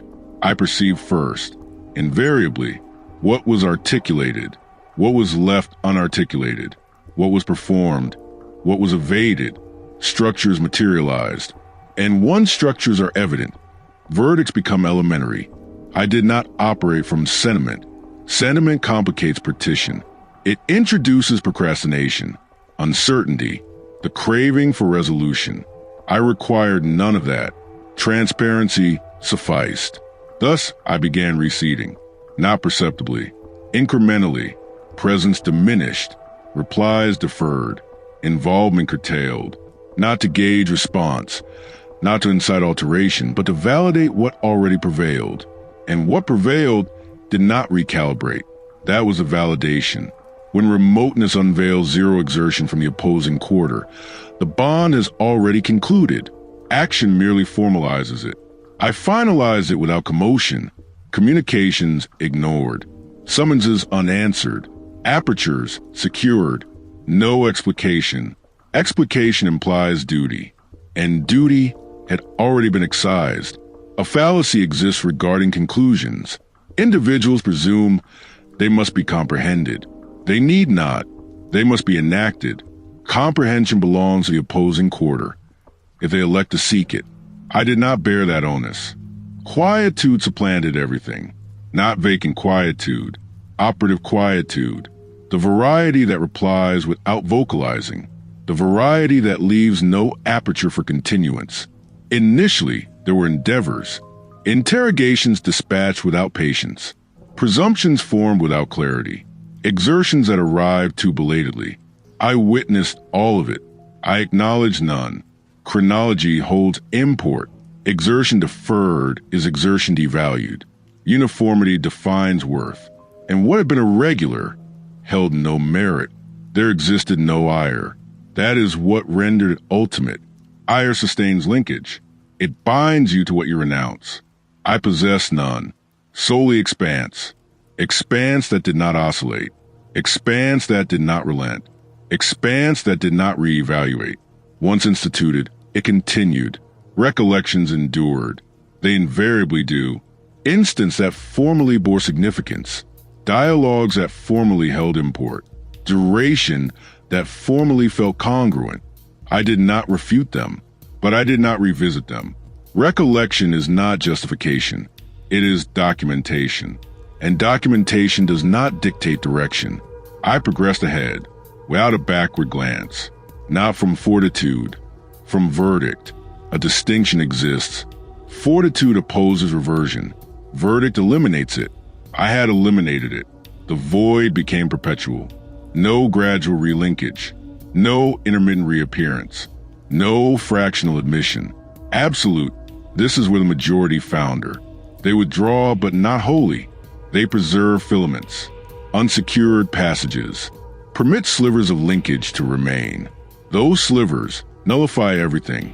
I relinquish nothing. Fractional detachment is not detachment. It is postponement.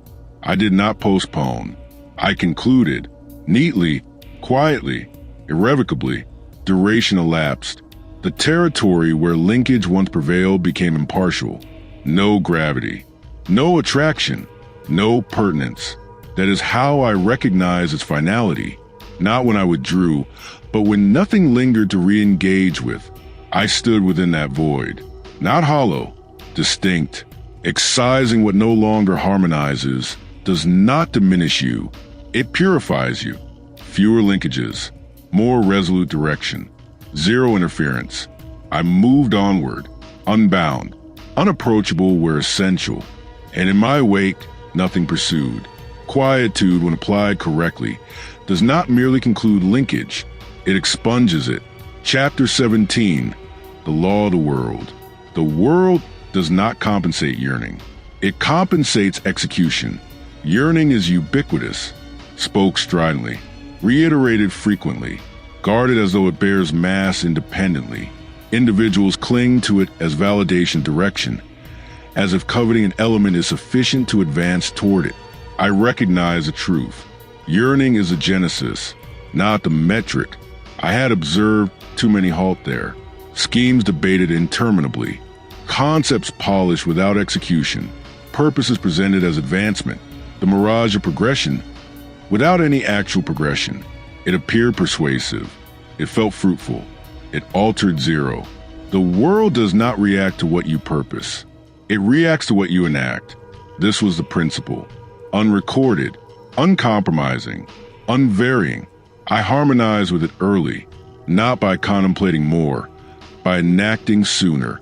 No flawless instant existed. No total readiness. No ultimate verification. No assurance. Anticipating those is how individuals remain stationary. I eliminated the anticipation. Verdict and momentum. Not rash. Instantaneous. I embrace flaw. Flawed execution yields rectification. Inertia yields nullity. That differentiation defined everything. I progressed while others readied. Modified while others scrutinized. Advanced while others elucidated. The disparity materialized swiftly. There was no need to demonstrate anything. Execution generates impetus. Impetus multiplies. And once it accumulates, it becomes arduous to equal. I witnessed how the world reacted, not emotionally, mechanically, results manifested, prospects realigned, postures transformed. I merited it. I generated it. The world does not assess equity. It assesses yield. That is why purpose bears no mass. It cannot be quantified. It cannot be observed. It cannot be utilized. Solely execution leaves proof, and proof propels result. Instances occurred where execution bore jeopardy, ambiguity, incomplete intelligence, unforeseeable factors. I progress regardless, not sightlessly, conclusively. Anticipating does not diminish jeopardy. It postpones it, and postponement frequently escalates expense. I learned to function inside ambiguity, not eradicate it. That is the divergence between hypothesis and application. Hypothesis pursues certitude. Application constructs through it. I selected application. Each stride reinforced the principle. Execution generated response. Response generated calibration. Calibration generated enhancement. A sequence, elementary, persistent, potent. I required no exterior authentication. Results supplied it. Quietly, uniformly, indisputably. Others interrogated me. Why progress so rapidly? Why not strategize further? Why not anticipate? I did not reply. Explanation does not propel anything. Solely execution does. I permitted them to remain where they were, contemplating, while I continued enacting over cycles. The disparity became perceptible. They possessed notions. I possess results. They possess purposes. I possess posture. That is how the principle unveils itself, not through contention, through juxtaposition. I understood a deeper stratum. Execution is not solely concerning momentum. It is concerning conclusion. Initiating is ordinary. Concluding is uncommon. I concluded, repeatedly, not flawlessly, uniformly, and uniformity surpasses ferocity. I did not depend on surges of exertion. I depended on sustained yield. Cycle after cycle, stride after stride, no necessity for incentive, solely regimen. Regimen does not await sensation. It produces execution irrespective of it. That is what harmonizes with the principle, not yearning, not sentiment. Execution, reiterated, directed, concluded. I paused briefly, not to ponder, to gauge what had been accomplished, what lingered, what demanded immediate momentum. Something always existed. That was anticipated. The principle does not terminate. It persists, invariably, compensating those who enact, disregarding those who do not. I progress anew, without vacillation, without postponement. I no longer function on what I coveted. I function on what I enacted. And within that transition, I eliminated the chasm between purpose and actuality. The world did not transform for me. I harmonized with its existing operation. And once harmonized, advancement became unavoidable. Chapter 18, Serpents and Rings. Even emblems of fidelity harbor peril. Not all that orbits you safeguards you. Allegiance is frequently misconstrued as security. A vow, a covenant, a loop that seals around dual points and proclaims perpetuity. Individuals have faith in it, rely upon it, diminish their vigilance inside its confines. I did not. I understood a truth early. A loop does not solely shield. It encircles, and anything that encircles possesses a capacity to ensnare. I observed how allegiance was presented, syllables reiterated, gestures executed, emblems exhibited as validation of congruence. It appeared substantial, persuasive, framed, yet framework without soundness is a masquerade. I scrutinized intently, not what was articulated, what was maintained. Uniformity unveils veracity, not ferocity. And within that uniformity, fissures materialized. Minute initially, a postponement where attendance should have existed, a quietude where advocacy should have existed, an alteration in inflection where constancy should have existed. Nothing theatrical, but sufficient, sufficient to verify that allegiance, when essayed, does not invariably endure. I did not counter. Counteraction grants treachery authority. I gauged instead, modified posture, diminished vulnerability, governed adjacency, not from dread, from cognizance. Treachery seldom originates from remoteness. It originates from within grasp, from those possessing admission, those comprehending your framework, those aware of where force will induce harm. That is why it proves potent, and that is why it must be foreseen. I did not await validation. I progressed on structure. Structures do not deceive. They reiterate until recognized. I recognized them, and silently I exited the loop.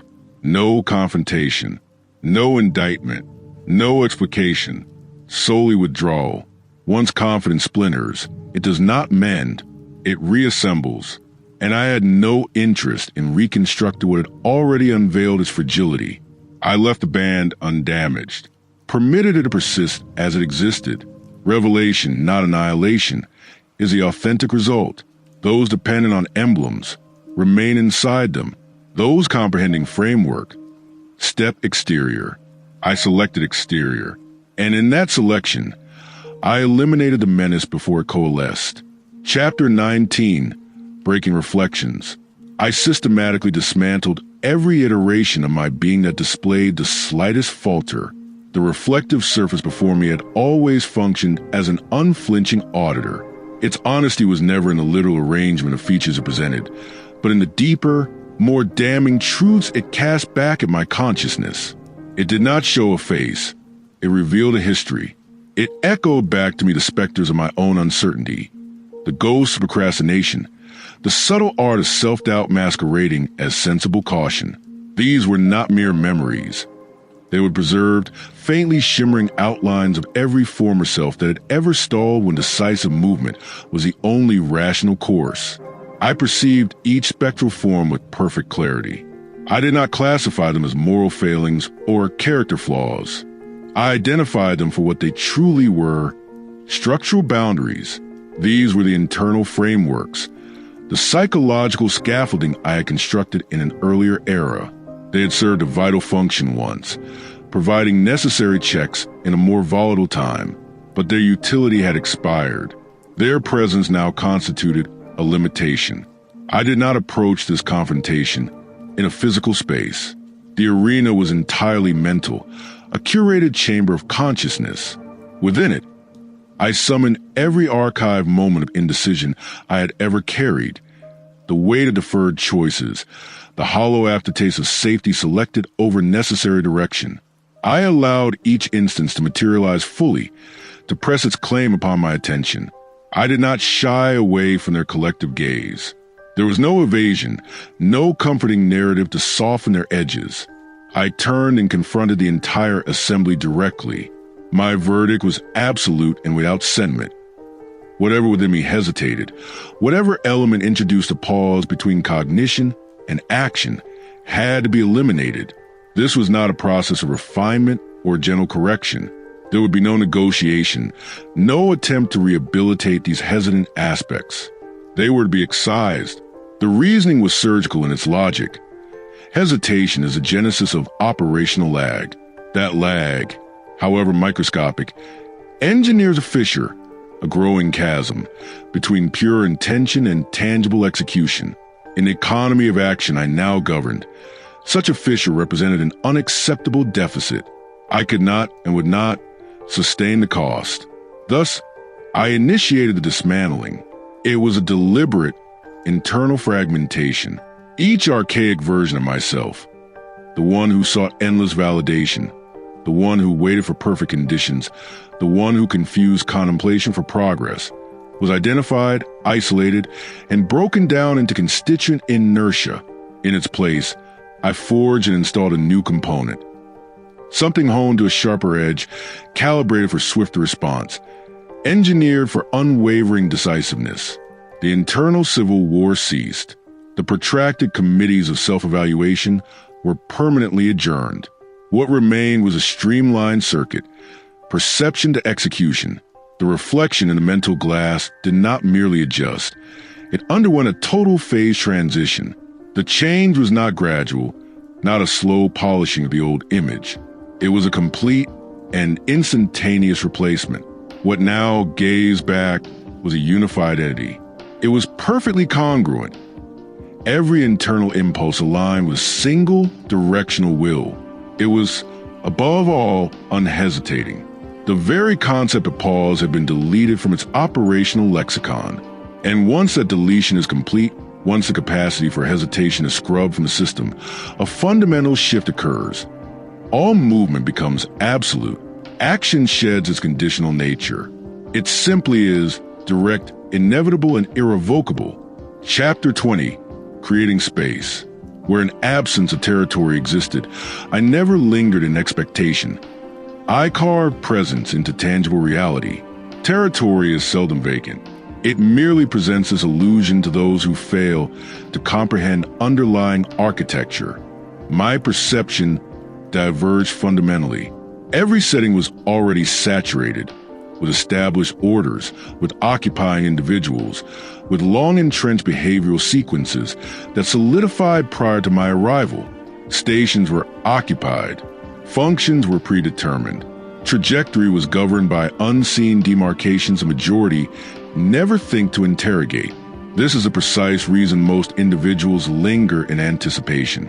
They search for apertures, for authorization, for a fleeting instant where territory unveils itself plainly, unpossessed, attainable, secure.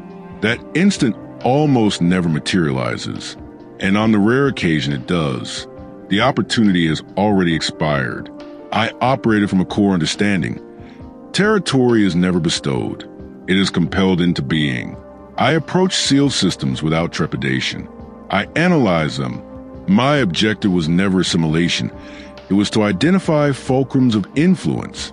Every construction, regardless of its apparent solidity, harbors vulnerabilities, not defects, specific junctions of strain, locations where routine has bred inflexibility, where ease has supplanted vigilance, where occupancy has become presumed rather than merited. This is the genesis of territory. I did not dismantle the entire edifice, only the elements that held consequence. A minor recalibration of placement, an unyielding occupancy where none was anticipated. A caliber of performance surpassing the parameters the framework was designed to sustain, force exerted with exactitude, not a singular instance, persistently. Frameworks exhibit brief defiance, then they adapt. This is their inherent characteristic. Initially, no transformation was evident. I penetrated zones where I held no recognition. I functioned in arenas where my presence was unforeseen. I delivered outcomes where my contribution was unacknowledged, imperceptible, yet never inert. Most abandon the endeavor at this juncture. The lack of prompt acknowledgement is misconstrued as a lack of effect. I continued. Effect is not instantaneous. It accrues. Every deed contributed mass. Every outcome amplified force. Every recurrence rendered my existence more difficult to disregard until the entire mechanism was compelled to react. That is the pivotal juncture, not when territory materializes, but when opposition alters its nature. I detected the transition, subtle in its initial phase.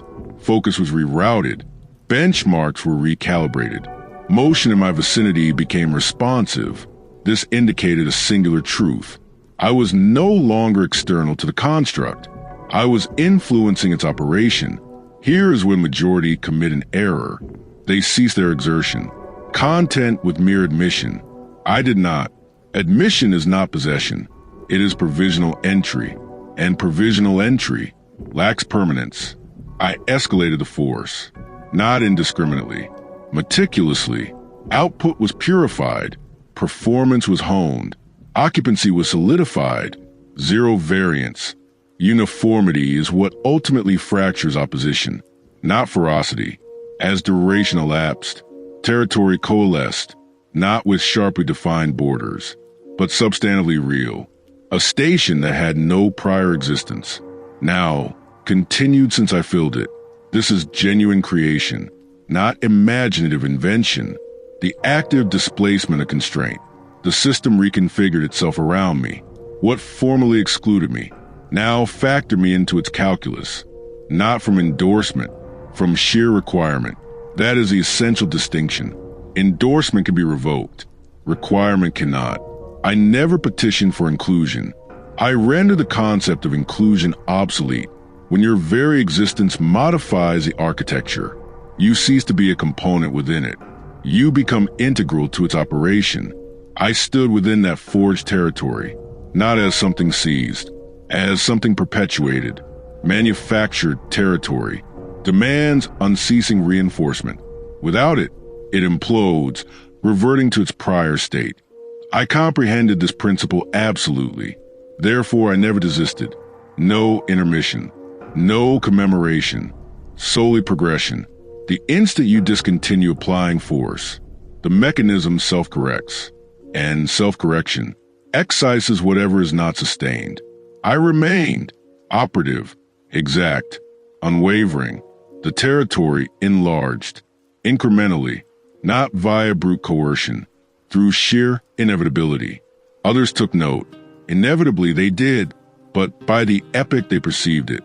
It was already an established fact, too late to obstruct, too deeply integrated to extricate. This is the benefit of silent formation. By the time it becomes visible, it is irreversible. I advance once more, not to discover fresh territory, to generate it. Once you grasp the methodology of territorial formation, you cease scouting for prospects. You manufacture them in any location, under any circumstance, with authorization or without it.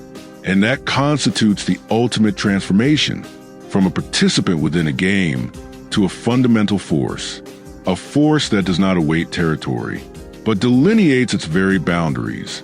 Chapter 21, The Language of Power. Authority communicates without interpretation. A commanding essence requires no explanation. Authority is seldom declared. It does not present itself formally. It does not solicit notice. It does not clarify its stance. It is perceived instantly, not through vocabulary, through transmission. I understood this principle before I perfected its application. I had witnessed it manifest in other individuals, the manner an assembly transformed upon arrival of specific persons. Dialogues decelerated, stances modified. Concentration was redirected without any directive issued. Nothing was articulated, yet the entire atmosphere shifted. That was authority, not clamorous, not contrived, not performed, sensed. I scrutinized this phenomenon, not its superficial appearance, but its underlying mechanics. What generates that transformation? What sustains it? What eradicates the necessity for justification? It was not social standing. Standing can be asserted. It was not amplitude. Amplitude diminishes. It was internal congruence. Congruence originates internally. When cognition, deed, and objective function without internal strife, essence stabilizes. There exists no indecision perceive, no inconsistency to interrogate, no frailty to examine. That stability radiates outward. Others intuit it, not through conscious thought, through primal instinct. I constructed that internal congruence, excised internal dissonance, diminished superfluous responses, removed irregularity. What remained was straightforward, pure, unconflicted. Thereafter, I entered environments with a different direction, not pursuing acknowledgement, not evading it, permitting my essence to exist without modification. This is the point when majority falter. They enter a space and instantly conform, alter their inflection, adjust their carriage, modify their conduct to assimilate into surroundings. That broadcasts uncertainty, and uncertainty nullifies authority. I did not conform. I perceived. Then I remained, unchanged. That compelled the environment to recalibrate around me. Subtly initially, a hesitation before others spoke, a transition in who guided the exchange, an instinctual awareness of my presence. Without any explicit cause, I did not acknowledge this shift. Recognition dilutes its potency. Authority flourishes most effectively when it remains unacknowledged. I allowed it to function, soundlessly. Occasions arose where verbalization was anticipated, explications, validations, explanations. I provided none. Authority does not justify itself. Justification implies susceptibility. I spoke solely when imperative, and when I did, it was economical, unmediated, conclusive, no reiteration, no elaboration, sufficient to advance the circumstance, nothing beyond that. This reinforcement fortified the transmitted signal. Verbalizations, when scarce and exact, convey command, but language is subordinate. Essence is primary. I understood a more profound stratum. Authority is not concerned with dominion over others. It is concerned with dominion over the self, projected externally. If self-mastery falters, essence fragments. If essence fragments, authority dissipates. Consequently, I safeguarded the origin, regimen in thought, regimen in response, regimen in motion, everything harmonized, everything uniform. That uniformity became its own dialect, a dialect demanding no interpreter. Individuals adapted without comprehending the reason, showed deference without receiving instruction, evaluated their own stance relative to mine without any solicitation. That is sway operating at its apex. Unuttered, uncompelled, inevitable. I did not assert dominion. I incarnated it. And incarnation cannot be contested.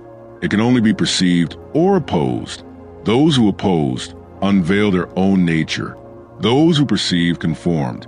I engaged with both identically, without reaction. Reaction establishes pecking order, and I did not function within a hierarchy. I functioned from a fixed point. A fixed point does not necessitate affirmation. It is self-sustaining. Chapter 22. The echo of a name. My name did not travel. It echoed. Recurrence transmuted it into certainty. Names originate as simple markers. Elementary, practical, a method to differentiate one entity from the next. For most, they remain thus, uttered when required, discarded when irrelevant. Mine did not. It underwent a metamorphosis, not through deliberate effort. Through recurrence bound a tangible outcome. The initial instance my name surfaced beyond my immediate vicinity.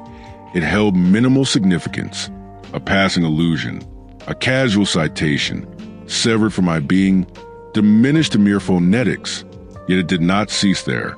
It materialized anew. Then again, each occurrence linked to something substantial, a concrete achievement, a definitive verdict, a consequence impossible to disregard. The name attached itself to action, and therein lay the genesis of its transformation. Names devoid of substance dissipate. Names accompanied by reliable yield recur. And recurrence construct a template. I did not propel it forward. I did not announce my identity beyond necessity. I did not magnify my persona through clamor or spectacle. I permitted the work itself to bear the reference. This is what rendered it durable, inherent, uncompelled. The template proliferated. Divergent locales, divergent individuals, identical reference. My name began arriving prior to my physical presence, spoke within chambers I had not yet entered, contemplated within verdicts I had not yet rendered, anticipated within scenarios where my existence was previously unaccounted for. That constitutes the pivotal transition, when your name ceases to be anchored to geography and becomes anchored to anticipation. Anticipation generates gravity. Individuals commence associating results before they manifest. They gauge potential through historical repetition. They ready themselves for what they presume will follow. And presumption, once solidified, shapes actuality. I understood the accompanying burden. A reverberation cannot be governed once unleashed. It returns, occasionally distorted, occasionally amplified, born upon tongues that do not fully grasp its genesis. That is the inherent peril. Repute can be forged by you, but it is perpetuated by others. Thus, I concentrated on uniformity, not persona. Yield which rectifies distortion. If the reverberation returns altered, results recalibrated. Repeatedly, until deviation vanishes. Solely the template persists. I observe the altered manner in which individuals uttered my name. Certain voices held assurance, others held wariness, some held opposition. All of it signified the identical principle: acknowledgement, not endorsement. Acknowledgement, and acknowledgement is the sustenance of an echo. I did not respond to these inflections. Response personalizes the phenomenon. I maintained its structural nature. The name is not the essence. It is the indicator of that essence. Confusing the pair manufactures vulnerability. I never relied upon it. I fortified it through the recurrence of deed, through the uniformity of result, through the absence of contradiction. Zero fissures, zero variance. A singular inconsistency shatters the template, and shattered templates dissolve. I safeguarded it, not by speaking with greater frequency, by accomplishing with greater consistency. Instance occurred where my name preceded opportunity. Apertures unsealed, not entirely but sufficiently. Anticipation had already prepared the terrain. I did not squander it. Opportunity generated by repute must be met with commensurate performance, or it implodes. I met it on every occasion.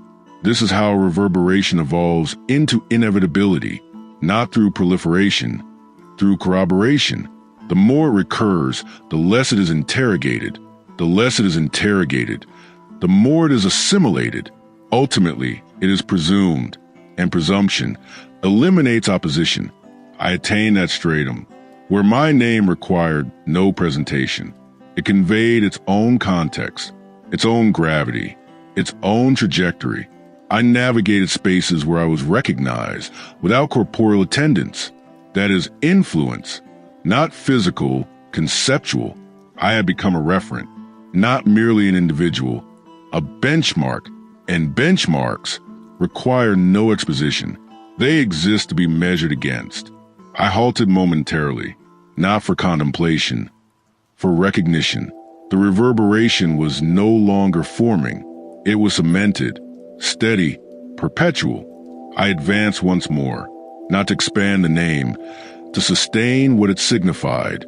Once a name becomes inevitable, it must preserve its accuracy, or it evaporates, and I possess no intention of evaporation. Chapter 23, Displacement of the Weak. There exists no equity in elevation. When I ascended, others were inevitably lowered. Upward progression is never an isolated event. It generates force. Each stride forward condenses the available territory. Every acquisition alters equilibrium. That which once occupied a station must recalibrate or be supplanted. I understood this truth from the outset, not on an emotional level, on a structural one. All systems possess inherent constraints. Stations are limited. Focus is discriminatory. Prospect consolidates around those who transmute it into tangible yield.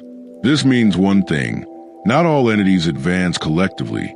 I did not single out any individual. I did not contend in the manner others did, vociferously, overtly, conspicuously. I concentrated solely on my own ascension, and ascension inherently generates supplanting, naturally, without proclamation, without direct confrontation.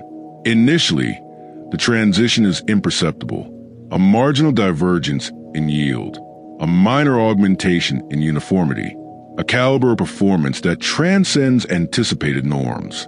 Nothing overtly dramatic, but sufficient to establish a juxtaposition, and juxtaposition is what unmasks frailty. I had no need to highlight it. It unveiled itself autonomously. Those relying on prior standing began decelerating.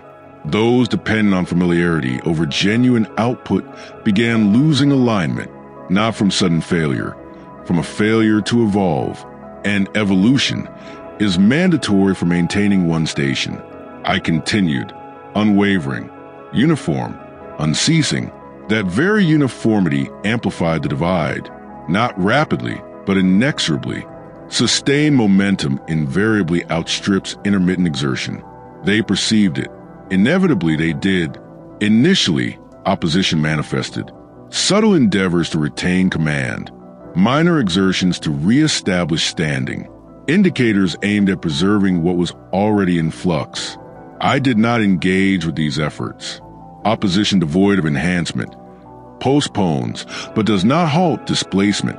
I enhance my output, again and again, until the opposition lost all pertinence. That is the pivotal moment, not the instant you exceed others, but the instant they can no longer influence your station. I attained it, silently, no fanfare, no clash, no visible triumph, merely substitution. Where I now stood, others no longer did, not forcibly ejected, simply outperformed. That is the most pristine form of supremacy. No incurred damage, no conflict, no requirement for explication, solely the result itself. I did not decelerate upon reaching that plateau. A station, once secured, must be actively upheld, and upholding it demands the identical uniformity that forged it. I did not glance backward. Looking backward introduces relativity. Relativity introduces diversion. I maintained a forward orientation, concentrated on trajectory, not on who had been left behind. Being left behind is not within my purview. Momentum is. Certain individuals could not reconcile themselves to this. They questioned methodology, the velocity, the conclusion. I permitted them their questions. Equity is an abstract notion, not an operational principle. The system does not assess fairness. It responds to yield, and yield had already rendered the verdict. I did not engage in celebration. Celebration manufactures interruption. Interruption manufactures exposure. I simply continued. There perpetually exists another stratum, another station, another tier of opposition to navigate, and each successive stratum necessitates the identical elements: uniformity, transparency, execution. I remain congruent with all three. This is the reason I retained my leading position. Space was ceded to me. I sustained unrelenting force. And sustained force restructures everything in its vicinity, including persons, including stations, including outcomes. I advance once more, uncontested, not due to an absence of contenders, since none could satisfy the requisite standard to even approach my level. And within that expanse, supplanting became absolute, not visibly apparent, not formally declared, but utterly complete. Once you are replaced, you cease to be a constituent of the structure. And once the structure recalibrates, it does not revert. I understood that principle absolutely, and I ensured I was never the one being supplanted. Chapter 24, the final transformation. I was no longer evolving. I had solidified, not through increased volume, not through accumulated wealth, but into a state of permanence. The nature of true metamorphosis is frequently misunderstood. Individuals anticipate a singular juncture, a perceptible alteration, a definitive demarcation separating prior existence from current state, an occurrence sufficiently theatrical to certify that alteration has transpired. For me, no such juncture existed, no isolated incident, no pivotal revelation, no outward indication demarcating the passage. It transpired incrementally, then utterly, at an unmarked point. Without fanfare, the procedure concluded. Expansion ceased, essence crystallized. I no longer interrogated my direction. I no longer recalibrated beneath duress. I no longer bargained with ambiguity. All facets aligned. Cognition, deed, rejoinder, synthesized. No interior opposition lingered to reconcile. That constituted the genuine metamorphosis, not external, architectural. My physical progression remained consistent. My vocal expression remained consistent. My occupation of territory remained consistent. No aspect of my presentation clamored for notice, yet every facet of my being commanded it. The alteration was not manifest in appearance. It was integrated into operation. I no longer depended on circumstances. Surroundings did not dictate conduct. Force did not modify performance. Deprivation did not fracture essence. All external elements forfeited their influence. That is the nature of permanence, not flawlessness. Constancy. I could not revert to my former self, not from refusal, from impossibility. Archaic structures had been excised. Archaic responses had been supplanted. Archaic constraints had been dissolved through relentless rehearsal and rectification. Nothing remained to which I could return, only progression ahead. This is a prospect most dread. Permanent alteration eliminates consolation. It eradicates contingency.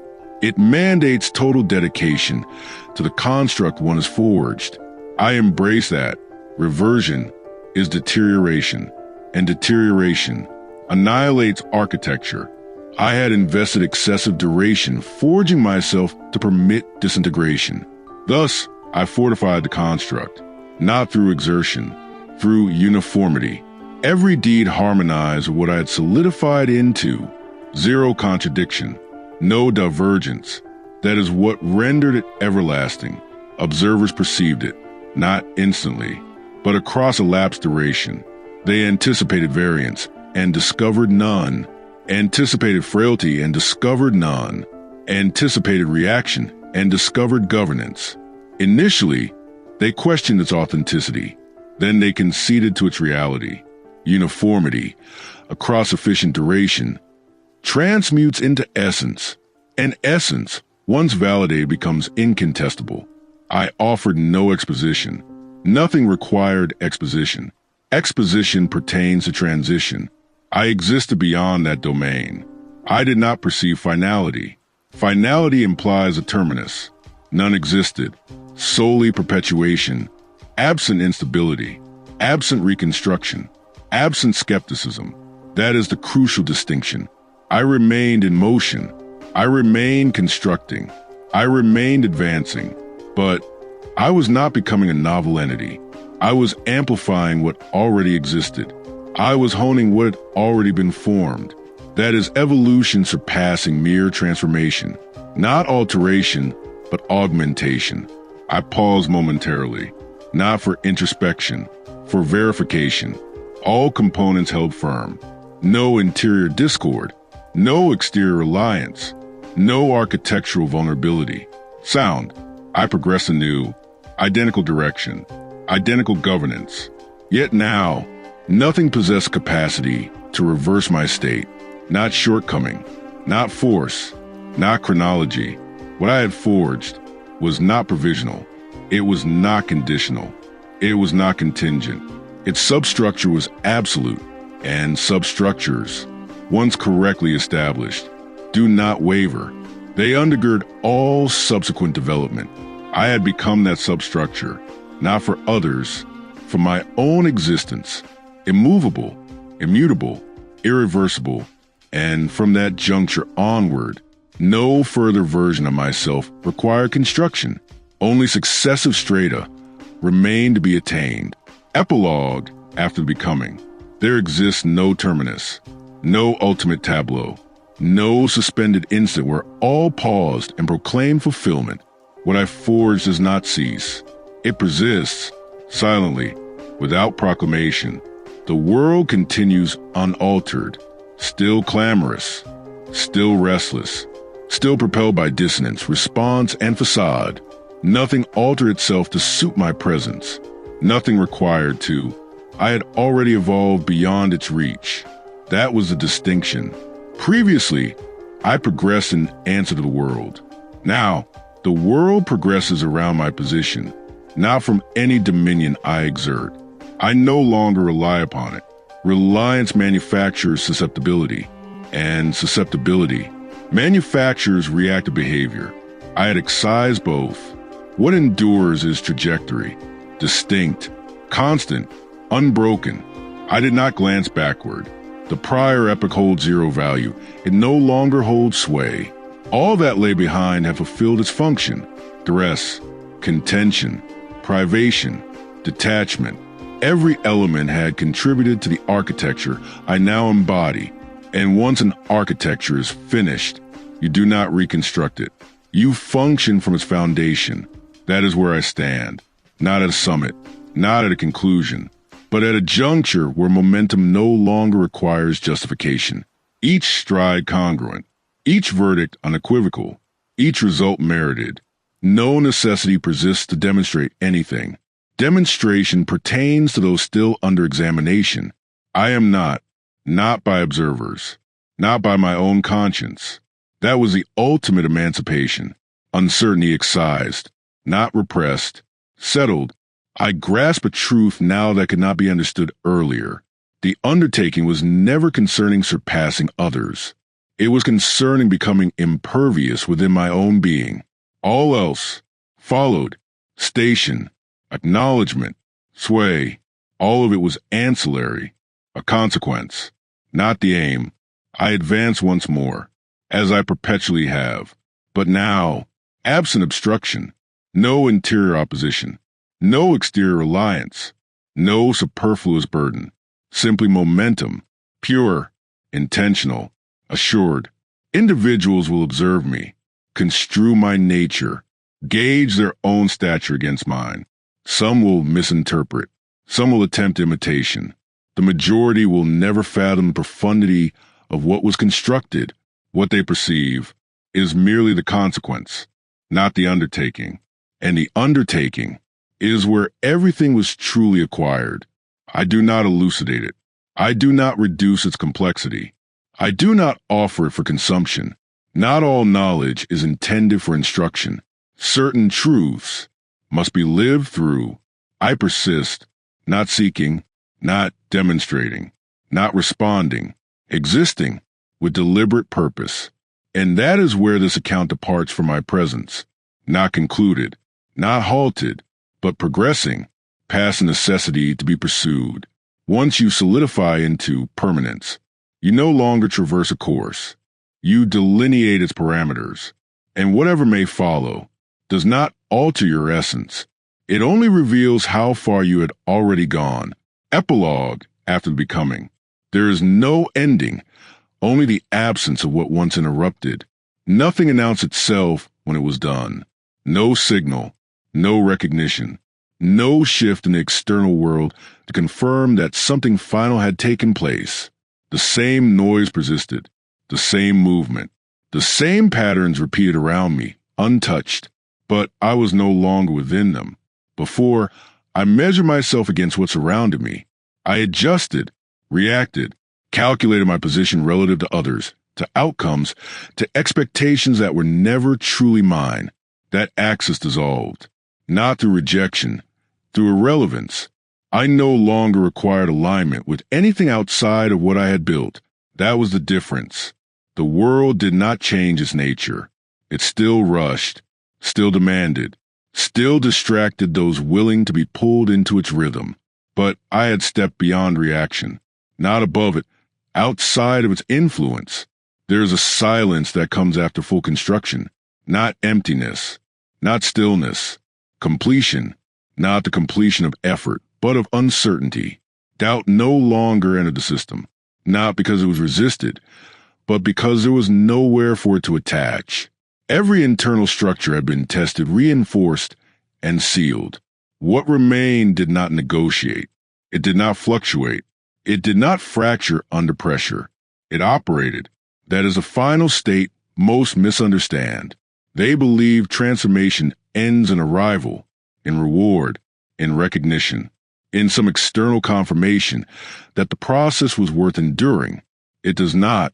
It ends in continuity. A form of existence where movement no longer requires motivation, where discipline is no longer effort, where clarity is not pursued, it is maintained. Every action extends from what has already been solidified. There is no performance left, no proving, no explanation, only function. I move forward as I always had, but without resistance, not because resistance disappeared, because it no longer registered as obstruction. It became terrain, something to move through, not something to consider. That is what permanence creates, a condition where nothing external possesses the authority to alter your internal direction. People will see it. They will try to interpret it.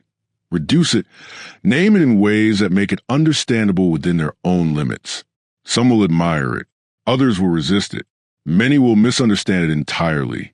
None of it matters. Perception does not alter structure, and structure, once finalized, does not answer perception. I did not arrive at peace. Peace implies fragility, something that can be broken. What I reached was stability, and stability does not break. It absorbs. Everything that follows from this point is not transformation. It is extension, layer upon layer, action upon action, result upon result, not to become something else, but to deepen what already is.